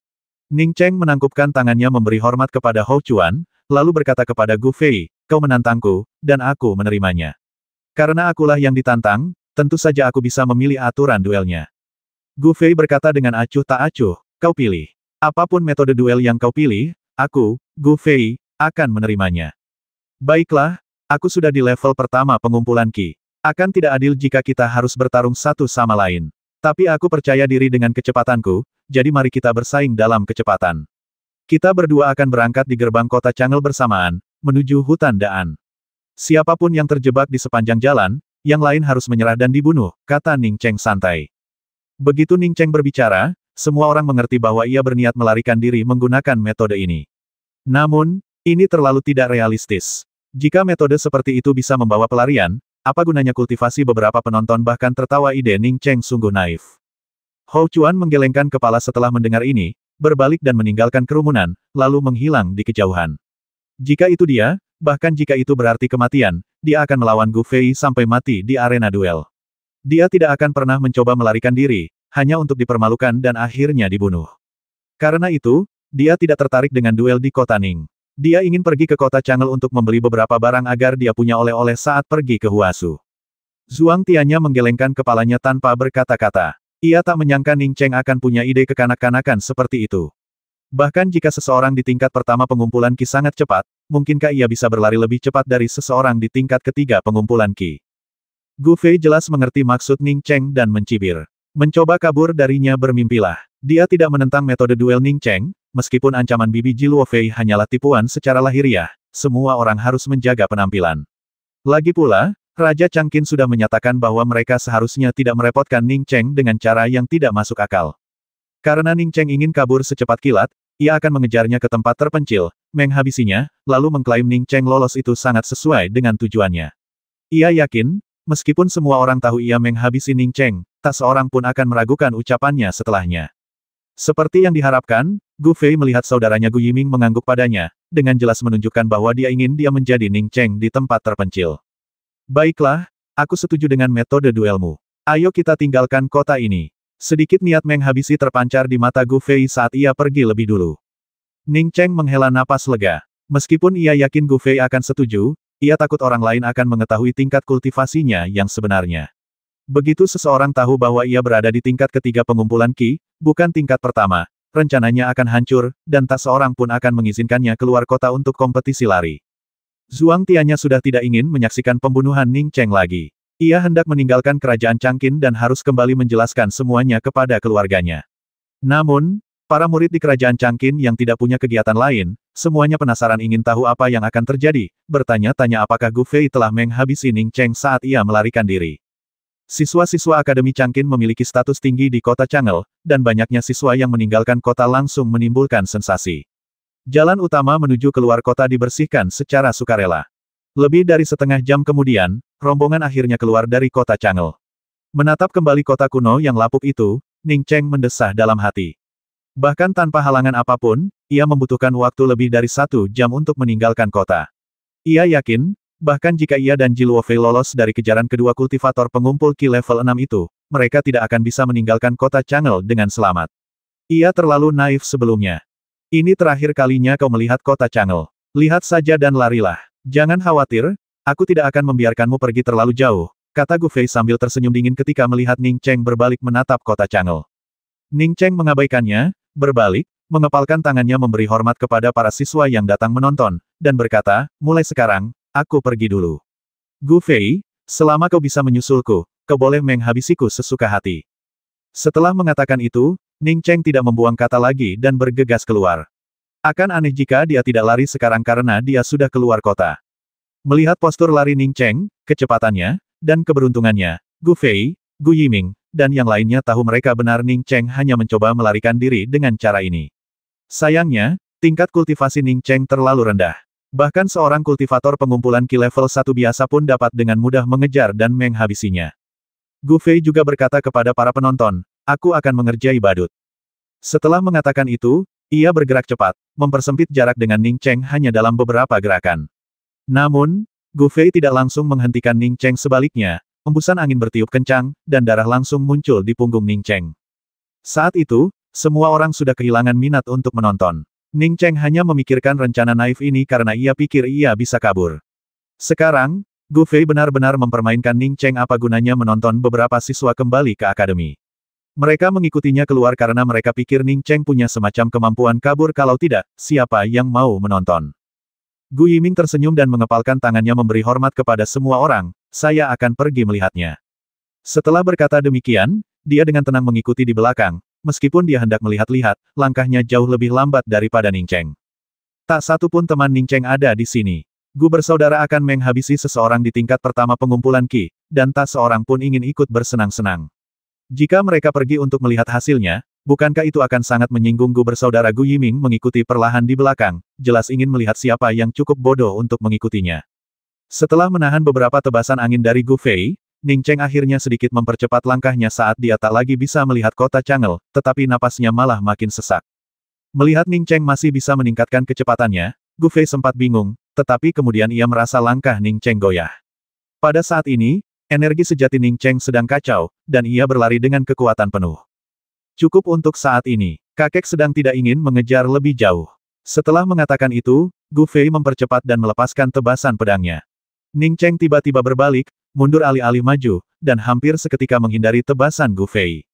Sosoknya telah bergerak ke sisi kanan Gu Fei, dan dalam sekejap, sebilah pedang berapi menebas. Gu Fei sama sekali tidak menganggap serius Ning Cheng. Melihat Ning Cheng tiba-tiba berakselerasi, ia tahu ia telah ditipu. Kecepatan reaksi Ning Cheng dan aura pedang apinya jelas bukan milik seorang kultivator pengumpul Ki tingkat 1, melainkan milik seorang kultivator tingkat 3. Bahkan seorang kultivator pengumpul Ki tingkat 3 pun tidak bisa melepaskan pedang api. Gu Fei tidak sempat memikirkan bagaimana Ning Cheng mencapai tingkat ketiga pengumpulan Ki. Ia buru-buru membalikkan badan, mencoba menghindari bila api Ning Cheng. Namun, bila api Ning Cheng seolah memiliki mata, langsung menghantam lengan dan separuh dadanya. Gu Fei, kamu beruntung hari ini. Aku tidak punya waktu untuk mengurusmu pelan-pelan, tapi aku akan mengurus saudaramu nanti. Terimalah ini. Ning Cheng melepaskan bila api lain, tetapi kali ini, dia langsung merasakan bahaya ekstrim segera setelah bila api itu ditembakkan. Dengan suara hus, saat bila apinya membelah Gu Fei menjadi dua, dia merasakan nyeri yang menusuk mulai dari perut bagian bawahnya dan beberapa saat kemudian menjalar ke seluruh tubuhnya. Hati Ning Cheng mencelos. Ia langsung tahu bahwa ia telah disergap. Ini karena ia kurang pengalaman bertarung, mengira Gu Fei akan mati, dan terlalu dekat dengan Gu Fei. Meskipun Gu Fei berhasil menyergap Ning Cheng sebelum dia meninggal, dia tidak dapat bertahan lagi dan dibelah menjadi dua oleh Ning Cheng. Ning Cheng, yang masih menahan luka-lukanya, merobek pakaiannya dan melemparkannya kemanapun ia pergi. Ia meraih mayat Gu Fei dan berlari cepat ke depan, meninggalkan jejak darah. Setelah berlari beberapa ratus meter, Ning Cheng tiba-tiba berbalik dan berlari ke arah yang berbeda. Kali ini, kecepatannya 10 kali lipat lebih cepat daripada saat Gu Fei mengejarnya. Ning Cheng tahu betul bahwa jika ia tidak segera melarikan diri, dan Gu Yiming tiba, ia akan celaka. Saat itu, ia menggantungkan pisau Gu Fei di punggungnya, dan sebuah bola api menghanguskan salah satu lengan Gu Fei, lalu membakar tubuh Gu Fei hingga hangus sebelum melemparkannya ke danau besar di pinggir jalan. Meskipun dadanya terluka parah akibat serangan diam-diam Gu Fei, kecepatan Ning Cheng terus meningkat berkat tekadnya yang kuat untuk bertahan hidup. Ia tidak peduli apakah fondasinya rusak atau tidak, ia hanya tahu berlari sekencang-kencangnya, dan di saat yang sama, ia mengerahkan seluruh energi internalnya hingga batas maksimal, agar tidak setetes darah pun ms dari tubuhnya. Gu Yiming berhenti. Ia melihat genangan darah besar di kakinya. Jelas, dua orang telah bertarung di sana. Sepotong pakaian robek tergeletak di tanah. Pakaian itu berlumuran darah. Itu bukan darah Gu Fei, melainkan darah Ning Cheng. Gu Yiming mengangguk puas, lalu berhenti, melihat ke arah hilangnya noda darah. Ia tahu noda darah itu meluas bukan karena Ning Cheng tiba-tiba kabur, melainkan karena adiknya, Gu Fei, ingin menyiksa Ning Cheng, membiarkannya merasakan sakitnya kematian yang mengancam sambil berlari. Menyadari hal ini, Gu Yiming berhenti berlari dan malah berjalan menyusuri jejak darah, tanpa memperhatikan sekelilingnya. Dengan tingkat kultivasi Gu Yiming, jika ia lebih berhati-hati, ia pasti akan menyadari bahwa Ning Cheng telah pergi ke arah lain, tetapi ia sama sekali tidak mempertimbangkannya. Akan aneh jika Ning Cheng, seorang kultivator pengumpul Qi level 1, bisa mengubah arah di bawah komando Gu Fei, seorang kultivator pengumpul Qi level 3. Ning Cheng memacu kecepatannya hingga batas maksimal, tetapi ia justru semakin pusing. Setelah waktu sebatang dupa, bintang-bintang hitam mulai muncul di depan matanya. Ning Cheng tahu ia telah mencapai batasnya. Ia tahu betul bahwa ia belum aman. Ia yakin Gu Yiming akan menemukannya, hanya masalah waktu. Dengan bunyi gedebuk, Ning Cheng tersandung, akhirnya tersandung batu dan jatuh ke parit panjang di pinggir jalan. Air dingin langsung menyadarkan pikirannya yang sudah mengantuk. Ia segera berpegangan pada rerumputan di pinggir jalan, mencoba memanjat kembali dan melanjutkan pelariannya, tetapi ia benar-benar kelelahan dan tak punya tenaga lagi. Dengan sedikit usaha, ia jatuh kembali ke air. Didorong oleh tekad kuat untuk bertahan hidup, Ning Cheng sekali lagi berpegangan pada rumput liar di tepi parit. Tepat ketika Ning Cheng hendak memanjat keluar dari parit lagi, seekor ular besar, lebih dari 3 meter panjangnya, berenang cepat ke arahnya. Ning Cheng melihat mata hijau kebiruan ular raksasa itu, dan rasa putus asa muncul di hatinya. Ini sama sekali tidak ada hubungannya dengan tekadnya. Betapapun ia ingin hidup, ia tidak bisa lari dari ular raksasa itu. Tepat ketika ular raksasa itu hendak menelan Ning Cheng bulat-bulat, sebuah ranting pohon willow melintas, menghantam ular itu dan membuatnya terlempar. Setelah mendarat, ular itu tidak berani mendekat lagi, jelas tahu bahwa orang yang telah menyapunya sangat kuat. Ia dengan cepat berbelok dan menghilang dalam sekejap. Ning Cheng menghela napas lega, lalu melihat seorang biarawati muda berjubah biru tua.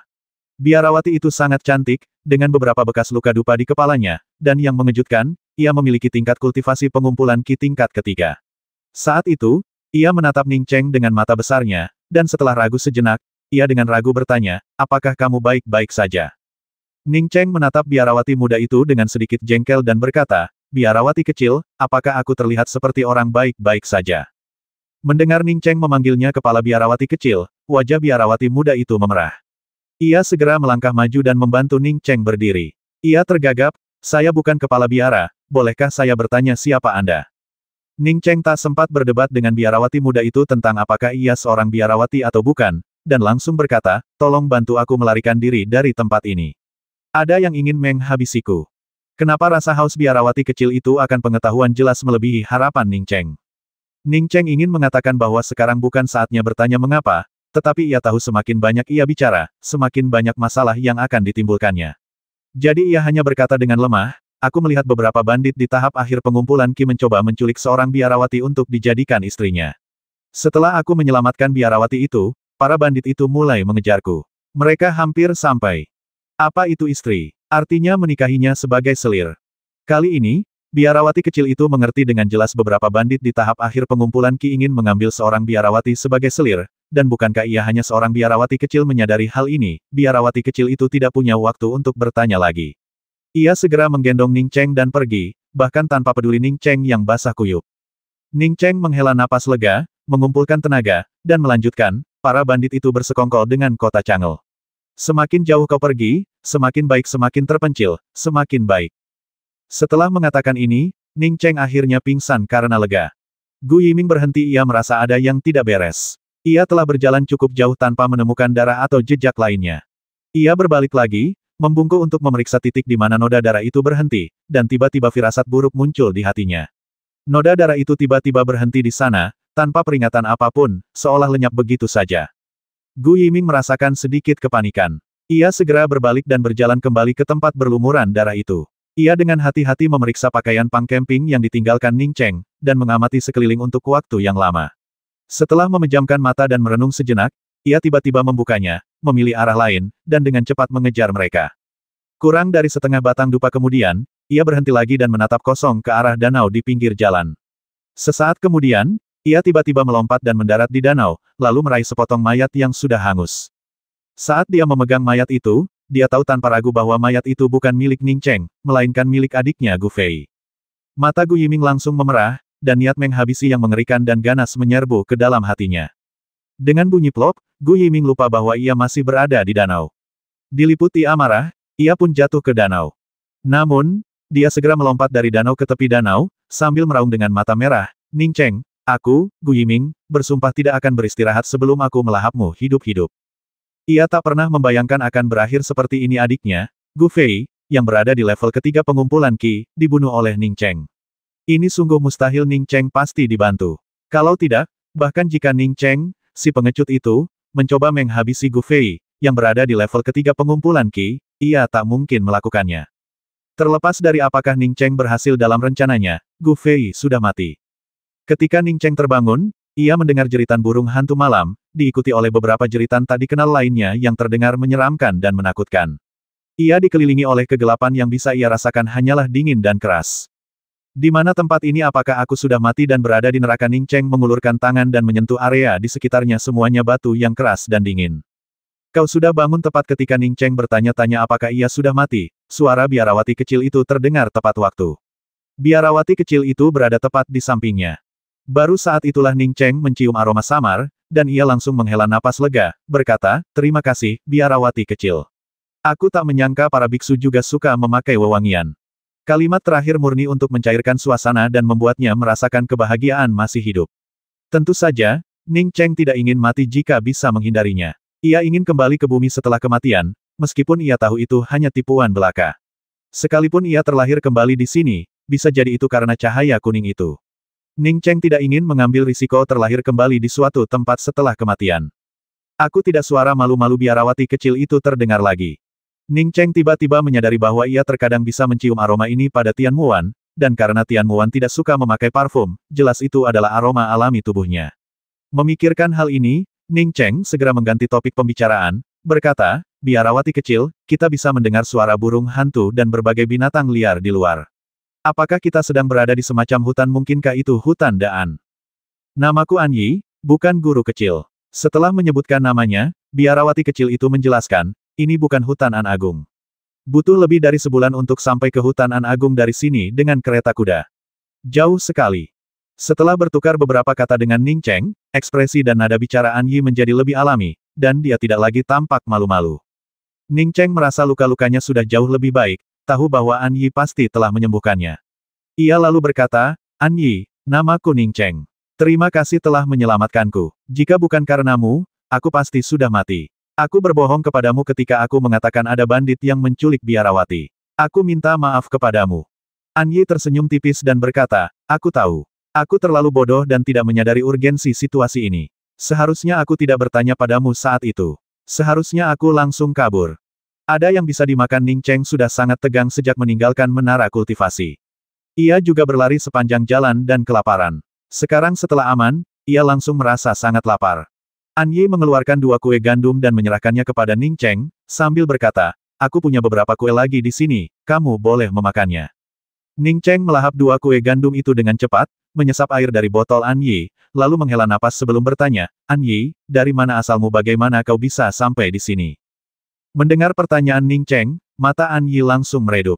Meskipun Ning Cheng tidak melihatnya, ia bisa merasakan perubahan ekspresi An Yi. Kalau memang tidak nyaman untuk dibicarakan, ya sudah jangan. Setiap orang punya hal yang tidak bisa dibicarakan, dan aku pun begitu. Aku pernah menyelamatkan seseorang. Beberapa siswa sedang melakukan karya wisata di pegunungan ketika banjir bandang terjadi. Aku menyelamatkan seorang gadis, dan kami berteman, tapi aku belum banyak bercerita tentang diriku padanya. Dia juga belum banyak bercerita. Itu wajar, jangan khawatir. Ning Cheng sudah tahu bahwa biarawati muda ini, An Yi, sangat jujur dan naif. Ia sungguh tidak tahu bagaimana An Yi bisa bertahan hidup sendirian di tempat seperti ini. An Yi mengedipkan mata besarnya dan bertanya, Ning Cheng, apa yang dimaksud dengan mengumpulkan lagu-lagu daerah? Kunjungan lapangan. Ning Cheng ragu sejenak sebelum berkata, itu hanya saat kamu bosan dan tidak ada kegiatan lain yang lebih baik, jadi kamu menemukan hal-hal yang tidak realistis untuk dilakukan. Atau, kamu hanya ingin pergi ke suatu tempat untuk bersenang-senang dan mencari alasan. Aku tidak akan pergi karya wisata. Aku sudah bersama guruku selama ini, dan beliau akan meninggal dunia. Aku ingin mencari beberapa tanaman obat agar beliau bisa hidup beberapa tahun lagi. Suara An Yi kembali muram ketika ia menyebutkan kepergian gurunya. Ning Cheng tidak merasa aneh. Biarawati kecil itu juga berada di tingkat ketiga pengumpulan Qi. Akan aneh jika dia tidak memiliki guru. Apakah tempatmu jauh dari sini? Tanya Ning Cheng lagi. Setelah beberapa saat beradaptasi, Ning Cheng samar-samar menyadari bahwa tempat yang ia tuju adalah sebuah gua batu. An Yi segera menjawab, jauh sekali. Aku sudah mencari kemana-mana, tapi belum menemukan Ganoderma wangi surgawi. Aku sudah pergi semakin jauh, dan sekarang mungkin tinggal 5 atau 6 hari lagi dari tempat tinggalku. Apa itu Ganoderma wangi surgawi? Ning Cheng sama sekali tidak tahu apa-apa tentang ramuan spiritual ini. Tianxiang Liuzi adalah ramuan spiritual tingkat 3. Kudengar ramuan itu bisa memperpanjang umur seseorang hingga 12 tahun. Aku ingin menemukan ramuan spiritual ini untuk memperpanjang umur guruku. Guruku berkata bahwa ia akan mengucapkan selamat tinggal kepadaku setelah ia bangun dari pengasingannya kali ini. Aku sangat mengkhawatirkan guruku. Tanpa guruku, aku tidak tahu kemana aku akan pergi. Suara An Yi semakin pelan, dan ia hampir menangis. Ning Cheng agak terdiam. Meskipun dia tidak mengerti ramuan roh, dia tahu bahwa ramuan roh tingkat 3 jelas merupakan eksistensi tingkat tinggi. Jika An Yi bisa menemukan Ganoderma wangi surgawi dengan mudah, maka semua orang pasti sudah mencarinya, dan bagaimana mungkin mereka bisa menunggunya. Memikirkan hal ini, Ning Cheng menghiburnya. Kurasa yang terpenting bagimu saat ini adalah tetap di sisi gurumu. Ramuan spiritual tingkat 3 itu seharusnya tidak mudah ditemukan. Lagi pula, karena ramuan spiritual ini disebut jamur glasir wangi surgawi, pasti ada aromanya. Kenapa ramuan spiritual seperti itu harus menunggumu datang dan menemukannya? Tidak, jawab An Yi cepat kepada Ning Cheng. Ganoderma wangi surgawi hanya mengeluarkan aromanya setelah dipetik. Jika kau tidak menyentuhnya, ia tidak berbau. Jika kau tidak percaya, lihatlah ini. Kata An Yi sambil menyerahkan sebuah buku yang agak tebal kepada Ning Cheng. Ning Cheng sama sekali tidak tahu apa-apa tentang ramuan spiritual. Setelah menerima buku An Yi, ia segera menyimpannya dan berkata, An Yi, terlalu gelap untuk melihat dengan jelas sekarang. Bolehkah aku meminjam buku ini beberapa hari? Aku akan mengembalikannya saat kau kembali, oke? Tentu. Setelah mengatakan itu, An Yi sepertinya teringat sesuatu dan segera bertanya, Ning Cheng, mau ikut denganku? Ning Cheng merasakan kekuatannya kembali dan segera berkata, tentu saja, aku tidak hanya ingin pergi bersamamu, tetapi kita harus pergi sekarang. Jika kita menunggu sampai fajar, kita mungkin tidak bisa pergi. Ning Cheng tidak sesederhana An Yi. Ia yakin Gu Yiming tidak akan melepaskannya. Selama Gu Yiming tahu bahwa ia telah menghabisi Gu Fei, ia pasti akan bersekutu dengan kerajaan Changqin untuk menghabisinya. Jangan katakan bahwa keluarga Ning dihancurkan dengan persetujuan diam-diam dari kerajaan Changqin. Sekalipun keluarga Ning tidak dihancurkan dengan persetujuan diam-diam dari kerajaan Changqin, mengingat status Gu Yiming dan keluarga Gu, akan mudah bagi mereka untuk menemukan orang-orang di kerajaan Changqin untuk menutup tempat ini. Mereka yang mengejarmu mungkin tidak akan bisa menemukan tempat ini. Aku menginap di sini selama 2 malam, dan sangat aman. An Yi tidak sepenuhnya bodoh. Menurutnya, tempat ini dikelilingi pegunungan, dan mustahil bagi orang-orang yang mengejar Ning Cheng untuk menemukan tempat ini. Ning Cheng terpaksa mengatakan yang sebenarnya, An Yi, aku bukan orang jahat, dan orang yang ingin menghabisiku bukanlah orang biasa. Raja Changqinlah yang ingin menghabisiku, jadi dia mengirim pasukan untuk mencariku. Jika kita tetap di sini, kita hanya akan menghadapi kematian. An Yi mengangguk. Ya, aku yakin kau bukan orang jahat. Kalau begitu aku akan mendengarkanmu. Bagaimana kita harus pergi? Ayo kita ke tempatmu dulu, kata Ning Cheng, berdiri begitu An Yi setuju. Ia berencana untuk membawa An Yi pulang dulu, lalu pergi ke Mango Si sendirian. An Yi terlalu naif. Terlepas dari kenyataan bahwa dia berfantasi menemukan ramuan wangi surgawi, kalaupun dia menemukannya, akan aneh kalau dia benar-benar membawanya kembali. Membawa ramuan wangi di tubuhmu akan sulit untuk tidak menarik perhatian yang tidak diinginkan. Tuanku telah mengasingkan diri selama 7 atau 8 hari dan akan segera keluar. Aku harus kembali sesegera mungkin, tetapi aku belum menemukan Ganoderma wangi surgawi. Nada bicara An Yi muram, jelas kesal karena tidak menemukan Ganoderma wangi surgawi. Ayo pergi, jangan bahas ini lagi. Ning Cheng berdiri lebih dulu dan memanggil An Yi. An Yi mengikuti Ning Cheng dari belakang, mengesampingkan urusan Ganoderma wangi surgawi untuk sementara. Seperti yang dijelaskan An Yi, tempat itu dipenuhi barisan pegunungan yang berkesinambungan, satu demi satu. Meskipun Ning Cheng terluka parah, ia telah pulih secara signifikan berkat perawatan An Yi, dan sebagai seorang kultivator pengumpul Qi level 3, ia bergerak cukup cepat. An Yi juga berada di tingkat ketiga pengumpulan Qi, dan setelah melintasi area itu sekali, kecepatannya juga sangat tinggi. Mereka berdua berpacu sepanjang malam, dan saat fajar menyingsing, mereka sudah sangat jauh dari gua tempat mereka awalnya tinggal. Biarkan aku menggendongmu di punggungku, kata An Yi dengan khawatir ketika dia melihat Ning Cheng berlumuran darah dan kelelahan. Ning Cheng melambaikan tangannya dan berkata, tidak perlu. Kalau kau menggendongku, kita pasti akan melambat. Kurasa kau harus pergi dulu. Kalau kita dihentikan nanti, kau akan terlibat karena aku. An Yi menatap Ning Cheng dengan bingung dan bertanya, maksudmu kita belum melarikan diri ke tempat yang aman? Ning Cheng mengangguk berat, ia yakin ia belum aman. Mengingat kekuatan kerajaan Changqin, jarak yang telah ia tempuh masih berada dalam kendali mereka. Awalnya ia berencana bersembunyi di hutan yang luas jika ia menemukannya di sepanjang jalan, tetapi sekarang tampaknya itu mustahil. Seluruh rute melewati pegunungan meskipun menawarkan sedikit perlindungan, itu tidak simen hutan. Kalau begitu, ayo kita kabur lagi, kata An Yi cepat. Ning Cheng menggelengkan kepalanya. Percuma saja, kalaupun kita kabur satu malam lagi, hasilnya tetap sama saja. Lagi pula, dalam situasi kita saat ini, kita tidak bisa kabur secepat kilat. Setelah jeda, Ning Cheng mengeluarkan buku ramuan spiritual yang diambilnya dari An Yi sebelumnya dan menyerahkannya kepadanya, sambil berkata, An Yi, kau baik hati. Jika gurumu meninggal, jangan pergi begitu saja. Simpan saja buku ini. Sayang sekali jika orang menyebalkan itu mengambilnya jika aku tertangkap. Tidak, An Yi buru-buru mendorongnya. Dia tidak mengenal Ning Cheng, tetapi kata-kata Ning Cheng memberinya rasa keintiman yang tak terlukiskan. Klop-klop-klop derap langkah kaki yang cepat menghentikan langkah Ning Cheng. Reaksi pertama Ning Cheng adalah menarik An Yi dan melarikan diri. Namun, ia terlalu lelah, dan derap kaki kudanya terlalu cepat. Dalam waktu singkat, ia telah tiba di samping Ning Cheng. Tuan Muda Ning, sebuah suara yang familiar terdengar, dan Ning Cheng langsung mengenali siapa yang mengemudikan kereta itu. Wajah pria itu penuh bekas luka, dan dia adalah ayah dari anak yang telah diselamatkannya. Kau, tanya Ning Cheng agak terkejut. Lalu ia bertanya-tanya apa yang dilakukan orang ini di sini pagi-pagi sekali di dalam kereta kuda. Melihat bercak darah di tubuh Ning Cheng, pria parubaya itu langsung mengerti apa yang terjadi. Ia segera menghentikan kereta dan berkata, Tuan Muda Ning, saya sudah mendengar tentang situasi Anda di pinggiran kota. Silakan ganti pakaian dan naik kereta saya akan mengantar Anda. Ning Cheng merasakan kehangatan di hatinya. Ketika ia menyelamatkan bocah lelaki itu, pria parubaya itu begitu ketakutan hingga tak mengucapkan sepatah kata pun terima kasih. Kini, setelah benar-benar dalam kesulitan, pria itu menawarkan bantuannya tanpa ragu meskipun tertangkap berarti kematian. Ungkapan kebaikan yang besar tak perlu ucapan terima kasih tak hanya diucapkan, pria parubaya itu membuktikannya melalui tindakan.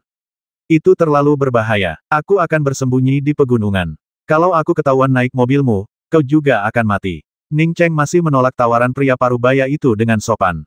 Melihat Ning Cheng menolak, pria parubaya itu buru-buru berkata, kamu penyelamat anakku, dan penolong seluruh keluargaku. Bagaimana mungkin kamu bisa mengatakan sesuatu tentang melibatkan kami? Setelah berkata demikian, pria parubaya itu mengeluarkan satu set pakaian dari bagian depan kereta dan menyerahkannya kepada Ning Cheng, sambil berkata, dermawan, silakan ganti pakaian bersih dulu. Pakaian Anda terlalu bau darah. Ning Cheng dengan penuh rasa terima kasih mengambil pakaian itu dan bertanya, kamu mau pergi kemana sepagi ini? Saya pergi ke kota Dingbi setiap bulan. Ada banyak petualang yang kembali dari Laut Mangga ke sana, membawa banyak kulit hewan dan berbagai macam barang.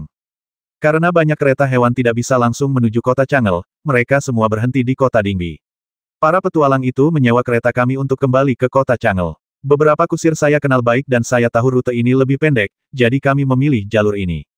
Saya tidak pernah menyangka akan bertemu dermawan saya di sini. Pria parubaya itu menggosok-gosokkan kedua tangannya, berbicara dengan penuh rasa terima kasih. Tunggu sebentar, sebuah pikiran terlintas di benak Ning Cheng, dan ia bertanya dengan nada mendesak, kau bilang tempat ini tidak jauh dari stasiun pos kota Dingbi, lagi pula, kau melewati stasiun pos dalam perjalananmu ke sini. Pria parubaya itu langsung berkata dengan sungguh-sungguh, ya, saya hanya butuh 3 jam untuk sampai di sini dari stasiun pos sebelumnya. Bahkan jika saya sampai di stasiun pos Dingbi, paling lama hanya butuh 1 hari. Hati Ning Cheng mencelos. Ia tak menyangka setelah berkeliaran semalaman bersama An Yi, mereka masih mondar-mandir di antara 2 pos. Apa gunanya kabur sekarang? An Yi begitu naif, bahkan mencari herba spiritual tingkat 3 di antara 2 pos. Kalau sampai terbongkar, ini pasti akan jadi bahan lelucon. Melihat Ning Cheng terdiam, pria parubaya itu buru-buru berkata, kereta lain akan segera tiba, dermawanku. Silakan naik ke keretaku, dan aku akan membawamu keluar dari tempat ini melalui jalan yang sangat terpencil, melewati stasiun pos kota Dingbi. Ning Cheng tahu ini bukan saatnya untuk ragu, jadi ia segera berganti pakaian. An Yi, Menyadari sepertinya ia salah belok, merasa agak malu, lalu mengambil pakaian Ning Cheng dan membakarnya dengan bola api. Mata pria parubaya itu menunjukkan lebih banyak rasa hormat saat dia melihat An Yi benar-benar bisa menggunakan sihir bola api. Setelah Ning Cheng dan An Yi naik ke kereta, pria itu segera mengemudikannya dengan cepat. 12 menit kemudian, kereta berbelok di tikungan dan memasuki jalan pegunungan yang sempit. Setengah jam berlalu, dan saat fajar menyingsing, kereta memasuki jalur pegunungan yang lebih terpencil. Di kedua sisinya terbentang barisan pegunungan yang tak berujung, bahkan menghalangi sinar matahari. Pengemudinya sangat terampil, dan keretanya bahkan melaju kencang. Ia pasti telah melewati jalur berliku ini berkali-kali. Ning Cheng diam-diam menghela napas lega, ia tahu ia akhirnya menemukan jalan yang benar. Di tempat yang dikelilingi pegunungan, akan sangat sulit baginya untuk menemukan jalan keluar tanpa seseorang yang mengenal daerah itu untuk membimbingnya. Saudaraku, bolehkah aku bertanya siapa namamu? Aku sangat berterima kasih padamu kali ini. Meskipun Ning Cheng tahu bahwa mereka masih dalam bahaya, dia tetap sangat berterima kasih kepada pria parubaya yang mengemudikan kereta itu. Nama saya Li Shao. Sang dermawan menyelamatkan putra bungsu saya hari itu. Li Shao berbicara dengan penuh ketakutan. Tidak jelas apakah ia khawatir dengan status Ning Cheng sebelumnya sebagai Tuan Muda Ning, atau berterima kasih kepada Ning Cheng karena telah menyelamatkan putranya. Ning Cheng sedikit lega, karena meskipun kereta Li Shao telah berjalan di jalan yang semakin terpencil selama sehari, tidak ada seorang pun yang mengejar mereka. Saudara Li, biarkan kudanya istirahat sebentar. Kau bisa mengantar kami sampai sejauh ini, seharusnya tidak ada masalah besar setelah itu, kata Ning Cheng, menyadari bahwa kudanya sudah cukup lelah. Li Shao juga merasa kasihan pada kedua kuda kuningnya, jadi ia mendengarkan nasihat Ning Cheng dan menghentikan kereta. Pada saat yang sama, ia mengeluarkan beberapa makanan kering dan memberikannya kepada Ning Cheng dan An Yi. Jangan khawatir, dermawanku. Setelah aku membawamu sedikit lebih jauh, kita bisa melewati pos kota Dingbi. Lalu aku bisa langsung pergi ke Haicheng Bay. Ada banyak petualang yang kembali dari Laut Mangga di sana, dan aku bisa mendapatkan lebih banyak koin perak dalam perjalanan ini. An Yi, yang sedari tadi terdiam, tiba-tiba berkata, Saudara Li, aku sudah punya sedikit kesan tentang tempat ini. Kau bisa pergi ke Haicheng Bay dulu, dan aku bisa membantu Ning Cheng keluar dari sini. Melihat Li Shao hendak berbicara, Ning Cheng hanya berkata, kalau begitu, begini saja. Saudara Li, antar kami ke tempat di depan, tempat kita melewati kota Dingbi. Setelah itu, kita berpisah, dan Saudara Li, pergilah ke Haicheng Bay. An Yi tidak tahu apa-apa pada awalnya, dan sekarang setelah Ning Cheng mengatakannya, tentu saja dia tidak akan keberatan. Setelah beristirahat seharian, Ning Cheng, yang merupakan seorang kultivator pengumpulan Qi tingkat 3, dan dengan kemampuan penyembuhan An Yi, kondisinya telah membaik secara signifikan. Setelah kuda-kuda beristirahat, ketiganya melanjutkan perjalanan. Keesokan paginya, Ning Cheng dan An Yi berpisah dengan Li Shao. Kali ini, An Yi tidak berbohong, ia benar-benar tahu jalannya. Meskipun mereka menyusuri jalan setapak pegunungan sepanjang perjalanan, mereka tidak tersesat. Setelah berjalan selama 2 hari lagi, mereka membawa Ning Cheng ke dalam hutan hijau yang rimbun. Begitu masuk, An Yi segera menggenggam tangan Ning Cheng dan berkata, ada formasi di sini. Kau harus tetap dekat denganku, atau kau akan tersesat. Ning Cheng sudah cukup lama berada di sini, jadi wajar saja jika ia tahu tentang formasi. Formasi-formasi itu sepertinya ada hubungannya dengan peradaban Tiongkok kuno, semacam susunan berdasarkan orientasi dan faktor-faktor lain yang tidak ia pahami cukup misterius. Bagaimanapun, ia sama sekali tidak tahu tentang formasi. Mengikuti An Yi melalui banyak lika-liku, mereka akhirnya muncul dari hutan hijau yang rimbun, memperlihatkan puncak gunung yang tidak terlalu tinggi di hadapan Ning Cheng. Di kaki gunung terdapat beberapa hektar lahan pertanian, ditanami sayuran dan sejenisnya. Di tengah gunung berdiri sebuah biara wanita berwarna abu-abu kecoklatan, 3 huruf yang dapat dilihat Ning Cheng dari jauh, biara wanita Lansin. Apakah itu biara Lansin tempat tinggalmu? Tanya Ning Cheng. An Yi melepaskan tangan Ning Cheng, senyum bahagia tersungging di wajahnya. Ya, aku tumbuh besar di sini. Aku pergi beberapa hari, dan aku terus memikirkannya. Sekarang akhirnya aku kembali. Aku akan menemui guru. Ikutlah denganku. Selagi An Yi berbicara, dia mempercepat langkahnya dan bergegas menuju biara Lansin di lereng gunung. Ning Cheng mengikuti di belakang An Yi, merasa agak ragu. An Yi sudah berada di level ketiga pengumpulan Qi, jadi kultivasi gurunya pasti tidak terlalu rendah. Bagaimana jika guru An Yi memiliki temperamen yang aneh ini? Bukan bumi, sungguh tidak masuk akal. Masuk. Suara yang agak tua terdengar di telinga Ning Cheng. Ning Cheng tahu bahwa ini pasti guru An Yi, dan guru An Yi sudah tahu bahwa dia telah datang. Ning Cheng melangkah melewati gerbang yang agak berbintik-bintik, dan aroma samar cendana tercium. Hal ini sangat mengejutkan Ning Cheng. An Yi berkata bahwa tuannya sedang sekarat, Tetapi tidak ada jejak pembusukan di ruangan itu, bahkan tercium aroma cendana. Guru An Yi adalah seorang wanita parubaya yang tidak terlihat terlalu tua. Ia mengenakan jubah abu-abu dan duduk tegak di tengah kuil utama. Ia tidak tampak tua, tetapi wajahnya agak pucat. Ning Cheng masih bisa merasakan jejak kematian yang terpancar darinya, dengan jelas membenarkan pernyataan An Yi bahwa gurunya akan segera meninggal. Yang mengejutkan Ning Cheng bukanlah karena ia tidak terlihat tua dan hampir mati, atau karena ia tidak bisa menilai tingkat kultivasinya. Melainkan, Guru An Yi bukanlah seorang biarawati, karena rambutnya yang panjang tetap hitam legam meskipun di tengah aura kematian di sekitarnya, meskipun agak kurang berkilau. Meskipun An Yi selalu menganggapku sebagai gurunya, kenyataannya aku tidak bisa mengajarinya apapun. Seperti yang mungkin kau tahu, aku akan segera meninggal. An Yi baik hati dan belum berpengalaman. Jika memungkinkan, kuharap kau bisa membawa An Yi bersamamu sampai dia bisa mandiri. Wanita berjubah abu-abu itu berkata dengan tenang kepada Ning Cheng. Dia tidak bertanya pada Ning Cheng bagaimana dia bisa bersama An Yi, dia juga tidak bertanya tentang latar belakang Ning Cheng atau luka-lukanya, dia hanya menanyakan beberapa pertanyaan langsung padanya. An Yi langsung terkejut. Guru, aku tidak akan meninggalkanmu. Aku ingin tinggal di biara Lansin. Bagaimana aku bisa pergi dengan Ning Cheng? Ning Cheng hanya lewat sini. Ning Cheng buru-buru berkata, Senior, aku akan pergi ke Laut Mangga. Kudengar di sana sangat berbahaya, dan kau bisa terbunuh kapan saja. Lagi pula, aku punya beberapa musuh di sana. Jauh lebih aman bagi An Yi untuk tinggal di biara Lansin daripada ikut denganku.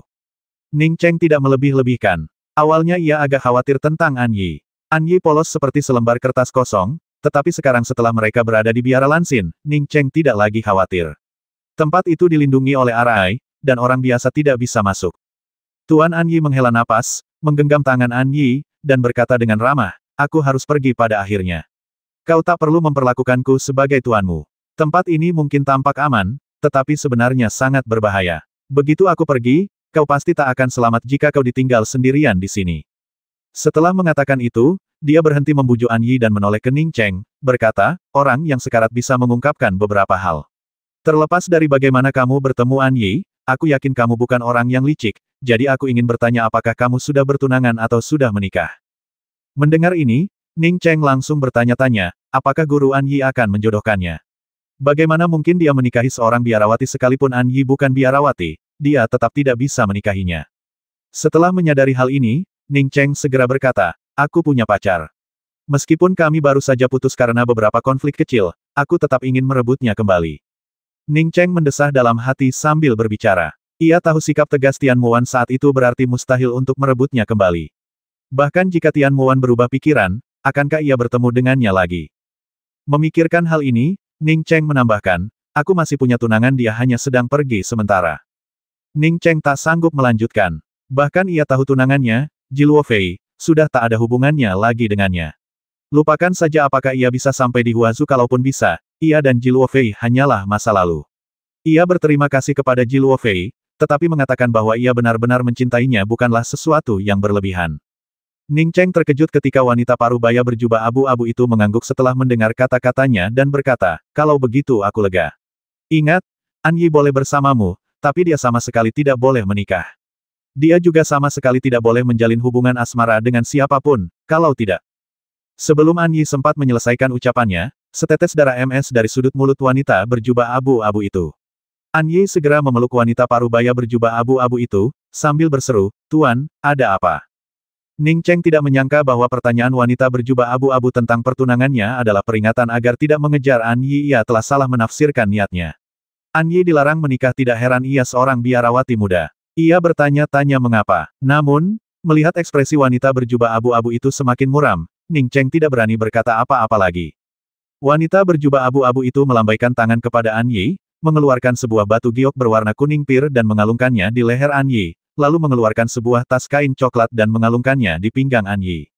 Ia kemudian berkata, An Yi, ketika aku menemukanmu, batu giok ini ada bersamamu pasti peninggalan orang tuamu. Tas ini adalah tas penyimpanan yang telah kupakai selama bertahun-tahun, ingatlah untuk tidak mengeluarkannya sembarangan dan membiarkan orang lain melihatnya. Dan, kau harus ingat, kau tidak boleh menikah. Setelah mengatakan itu, dia menatap Ning Cheng dan berkata, tolong jaga An Yi baik-baik. An Yi tidak akan menjadi orang biasa di masa depan, dia tidak akan memperlakukanmu dengan tidak adil. Ning Cheng menangkupkan tangannya dengan hikmat dan berkata, hidupku diselamatkan oleh An Yi. Senior, yakinlah, Selama Ning Cheng masih bernapas, dia tidak akan pernah membiarkan An Yi terluka. An Yi, aku pergi sekarang. Hiduplah dengan baik dan jangan bersedih. Apa yang ditakdirkan datang akan datang, dan apa yang ditakdirkan pergi akan pergi. Jalanmu masih panjang, jadi jaga dirimu baik-baik. Setelah wanita berjubah abu-abu itu selesai berbicara, dia menatap langit luas dan kosong di luar gerbang kuil, mendesah pelan, sedikit kesepian di matanya, dan perlahan menutupnya. An Yi telah mencapai tingkat ketiga pengumpulan Qi. Setelah mengetahui kematian gurunya dan hilangnya kekuatan hidupnya, ia langsung menangis terseduh-seduh. Meskipun ia sudah tahu bahwa umur gurunya hampir berakhir, ia masih belum bisa menerima kenyataan ini. Ning Cheng tahu bahwa wanita berjubah abu-abu itu pasti sedang menunggu An Yi kembali, kalau tidak, mungkin ia sudah meninggal. Ia melangkah maju dan menepuk bahu An Yi, berkata, An Yi, lahir, tua, sakit, dan mati adalah proses alami kehidupan. Kau tak perlu terlalu bersedih. Kita semua akan mencapai titik ini di masa depan ini hanya masalah waktu. Ning Cheng mendesah saat berbicara, bertanya-tanya apakah dia akan pernah bertemu lagi dengan adiknya, Ruolan, saat dia meninggal. Kultivasi guru An Yi jelas puluhan kali lebih kuat darinya, tetapi meski begitu, dia tidak dapat melepaskan diri dari hukum alam dan moralitas ini. An Yi tahu nasihat Ning Cheng masuk akal, tetapi ia tak kuasa menahan kesedihan di hatinya. Selama lebih dari 10 tahun, ia selalu hidup bersama tuannya, saling bergantung untuk bertahan hidup. Kini setelah tuannya tiba-tiba pergi, ia merasa tak berdaya. Melihat ekspresi An Yi, Ning Cheng tahu bahwa dia harus menangani masalah ini. Berkat bujukan Ning Cheng, An Yi perlahan-lahan menjadi tenang. Kemudian, bersama Ning Cheng, mereka menguburkan guru mereka di belakang biara Lansin. Setelah tinggal bersama An Yi di biara Lansin selama 3 hari, Ning Cheng dan An Yi akhirnya meninggalkan biara Lansin dan melanjutkan perjalanan mereka ke Laut Mangga. Dalam 3 hari, dengan bantuan An Yi, luka Ning Cheng hampir sembuh total. Namun, suasana hati An Yi menjadi buruk. Ia sudah menjadi pribadi yang tertutup dan pendiam, dan setelah kejadian ini, ia semakin jarang berbicara. Meskipun Ning Cheng benar-benar ingin melihat apa yang ada di dalam tas penyimpanan An Yi, dia terlalu malu untuk bertanya. Ji Luofei membuka matanya dengan pandangan kosong dan melihat sebuah ruangan yang tidak terlalu besar. Ada 6 orang di ruangan itu, dan ia berbaring di sofa kayu. Selain dirinya, ada Zhuang Tianya, Jian Suji, dan Dan Xiangling. Ia tidak mengenali 2 orang lainnya. Di mana ini Ning Cheng? Ji Luofei menyadari apa yang terjadi dan segera duduk, bertanya dengan cemas. Dan Xiangling biasanya pendiam, begitu pula Jian Suji dan Ji Luofei yang sama sekali tidak sepaham. 2 gadis lain yang bahkan tidak dikenal Ji Luofei pun tidak berkomentar. Hanya Zhuang Tianya yang berkata, kita saat ini berada di artefak sihir pesawat ruang angkasa yang menuju Huasu. Pesawat ruang angkasa itu baru saja terbang di atas hutan Daan. Dalam beberapa hari lagi, kita seharusnya bisa mendekati Yuanzhu. Yuanzhu bagaimana dengan Ning Cheng? Ji Luofei tiba-tiba melompat dari sofa kayu dan bertanya, lalu, tanpa menunggu jawaban Zhuang Tianya, bertanya, di mana bibiku? Apakah dia membawa Ning Cheng bersamanya? Zhuang Tianya tetap diam, dan Ji Luofei langsung mengerti apa yang terjadi. Ia berbalik dan bergegas keluar. Zhuang Tianya terkejut dan segera meraih Ji Luofei, berseru, apa kau sudah gila? Sekalipun nyawaku taruhannya, aku harus pergi menyelamatkan Ning Cheng. Ning Cheng tidak akan punya kesempatan bertahan hidup jika dia tinggal sendirian di kerajaan Changqin. Ji Luofei berkata dengan cemas dan takut, tolong lepaskan aku. Zhuang Tianya tidak melepaskan Ji Luofei, melainkan menghela napas dan berkata, Luofei, jika kau terburu-buru kembali ke kerajaan Changqin seperti ini, kau tidak hanya tidak akan selamat, tetapi bibimu juga akan dihukum berat, dan kau pasti tidak akan bisa kembali ke kerajaan Changqin. Tahukah kau tingkat kultivasi senior di pesawat ruang angkasa ini? Dia adalah senior alam Suanyai. Bibimu hanyalah seorang guru di akademi. Dia hanya bisa membawamu kembali ke akademi meteorit di Huasu. Ada banyak hal. Ji Luofei menenangkan diri dan tidak terburu-buru pergi. Tentu saja, ia tahu tentang alam cair mendalam. Hanya setelah mencapai tingkat ke-9 pembentukan fondasi, seseorang dapat mencoba menerobos ke alam cair mendalam. Dan mereka yang bisa maju ke alam cair mendalam sangat langka di benua tingkat bawah. Setiap ahli alam cair mendalam adalah orang-orang dengan status yang sangat tinggi. Alam pembentukan fondasi membutuhkan transformasi esensi sejati menjadi cairan sejati untuk membentuk fondasi. Bersamaan dengan itu, indera keilahian dibangkitkan, menjadikan alam pembentukan fondasi momen penting bagi para kultivator. Namun, alam cairan mendalam muncul setelah mencapai tingkat ke-9 pembentukan fondasi, ketika cairan sejati berkumpul dan membentuk danau dan yang baru terbentuk di dalam dantian. Seiring kultivasi memadat, danau dan mengembang dan menebal, sementara indera keilahian menguat secara bersamaan. Kultivator yang telah membentuk danau dan jauh lebih kuat daripada mereka yang berada di alam pembentukan fondasi. Sederhananya, Bibinya menghabisi dua orang kultivator Ki Gathering Stage 6 dengan mudah saat itu, dan seseorang di alam cairan mendalam dapat menghabisi bibinya dengan mudah. Melihat tangan Ji Luofei sedikit gemetar, Zhuang Tianya melanjutkan, lagi pula, bahkan jika kau kembali, kau tidak bisa menyelamatkan Ning Cheng. Lagi pula, bisakah kau kembali? Ada apa dengannya, tanya Ji Luofei dengan suara gemetar. Zhuang Tianya tidak menyembunyikan apapun dan berkata, ketika Ning Cheng meninggalkan akademi, dia mendengar Gu Fei menghinamu, lalu dia berkonflik dengan Gu Fei. Akibatnya, Gu Fei menantangnya. Ji Luofei mengepalkan tangannya membiru karena kelelahan. Sebenarnya, yang paling berkesan baginya tentang Ning Cheng bukanlah tahun-tahun yang mereka habiskan bersama, melainkan kenangan masa-masa setelah ia membantu Ning Cheng menghabisi Xian Yuan Kui dan membantunya melarikan diri. Hanya dalam waktu singkat, tetapi Ning Cheng meninggalkan kesan yang jauh lebih kuat padanya dibandingkan semua kesan sebelumnya yang digabungkan. Jangan gugup, dengarkan aku saja. Luo Fei, kau tahu kemampuanku. Ingat untuk membalaskan dendamku setelah kau pergi. Aku tidak ingin mati tanpa ada yang membalaskan dendamku. Luo Fei, kamu tidak jelek. Perkataan Ning Cheng seakan-akan terngiang di telingaku, tapi bagaimana dengan Ning Cheng? Terkadang, bahkan setelah bertahun-tahun, kita mungkin belum benar-benar memahami seseorang. Di lain waktu, satu momen bisa terasa seperti seumur hidup. Ji Luofei merasa bahwa dalam waktu singkat bersama Ning Cheng, ia sudah sepenuhnya memahaminya. Apa yang terjadi pada Ning Cheng setelahnya? Meskipun Ji Luofei tahu dalam hatinya bahwa Ning Cheng kemungkinan besar berada dalam bahaya besar, dia tetap bertanya kepada Zhuang Tianya dengan cemas, menggenggam tangannya erat-erat seolah berharap yang terbaik. Zhuang Tianya merasakan tangan Ji Luofei gemetar dan mendesah dalam hati. Menurutnya, Ning Cheng jauh dari pantas untuk Ji Luofei. Ia benar-benar tidak mengerti mengapa Ji Luofei begitu terikat pada Ning Cheng. Zhuang Tianya menepuk tangan Ji Luofei untuk menenangkannya dan berkata, Gu Fei menantang Ning Cheng, dan Ning Cheng mengusulkan untuk pergi keluar kota untuk beradu kecepatan dengan Gu Fei. Ning Cheng mungkin ingin melarikan diri dengan cara ini, tetapi perbedaan kultivasi antara dia dan Gu Fei terlalu besar, dan ada juga Gu Yiming yang mendukungnya. Ji Luofei sama sekali tidak menyadari telapak tangannya berdarah karena diremas begitu erat. Ia tahu betul bahwa meskipun Ning Cheng lebih mampu daripada dirinya, apa yang bisa ia lakukan dalam menghadapi kekuatan absolut. Ning Cheng, aku pasti akan membalaskan dendammu. Aku tidak akan pernah membiarkanmu mati tanpa ada yang membalaskan dendammu. Ji Luofei mengukir setiap kata dari kata-kata itu di dalam hatinya. Ia bersumpah bahwa setelah mencapai penguasaan dalam kultivasinya, ia akan kembali untuk menghabisi Gu Yiming. Dan Raja Changqin, dan Ji Luofei melirik Jian Suji di sampingnya dengan dingin. Ia tahu betul bahwa Ning Cheng tidak melakukan apapun pada Jian Suji, dan kehancuran keluarga Ning pasti ada hubungannya dengan Jian Suji.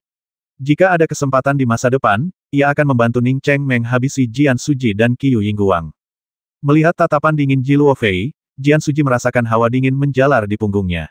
Namun, ia segera tersadar, seolah tahu apa yang dipikirkan Ji Luofei, dan membalas tatapan dingin Ji Luofei, jika kau ingin membantu Ning Cheng membalas dendam, aku, Jian Suji, akan melakukannya.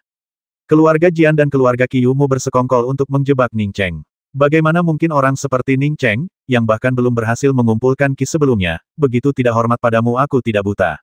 Ning Cheng memang sudah tiada, tapi aku akan menyelesaikan apa yang ditinggalkannya. Nada bicara Ji Luofei sama sekali tanpa emosi. Bahkan Zhuang Tianya, yang berdiri di samping, merasakan getaran di hatinya saat mendengar ini.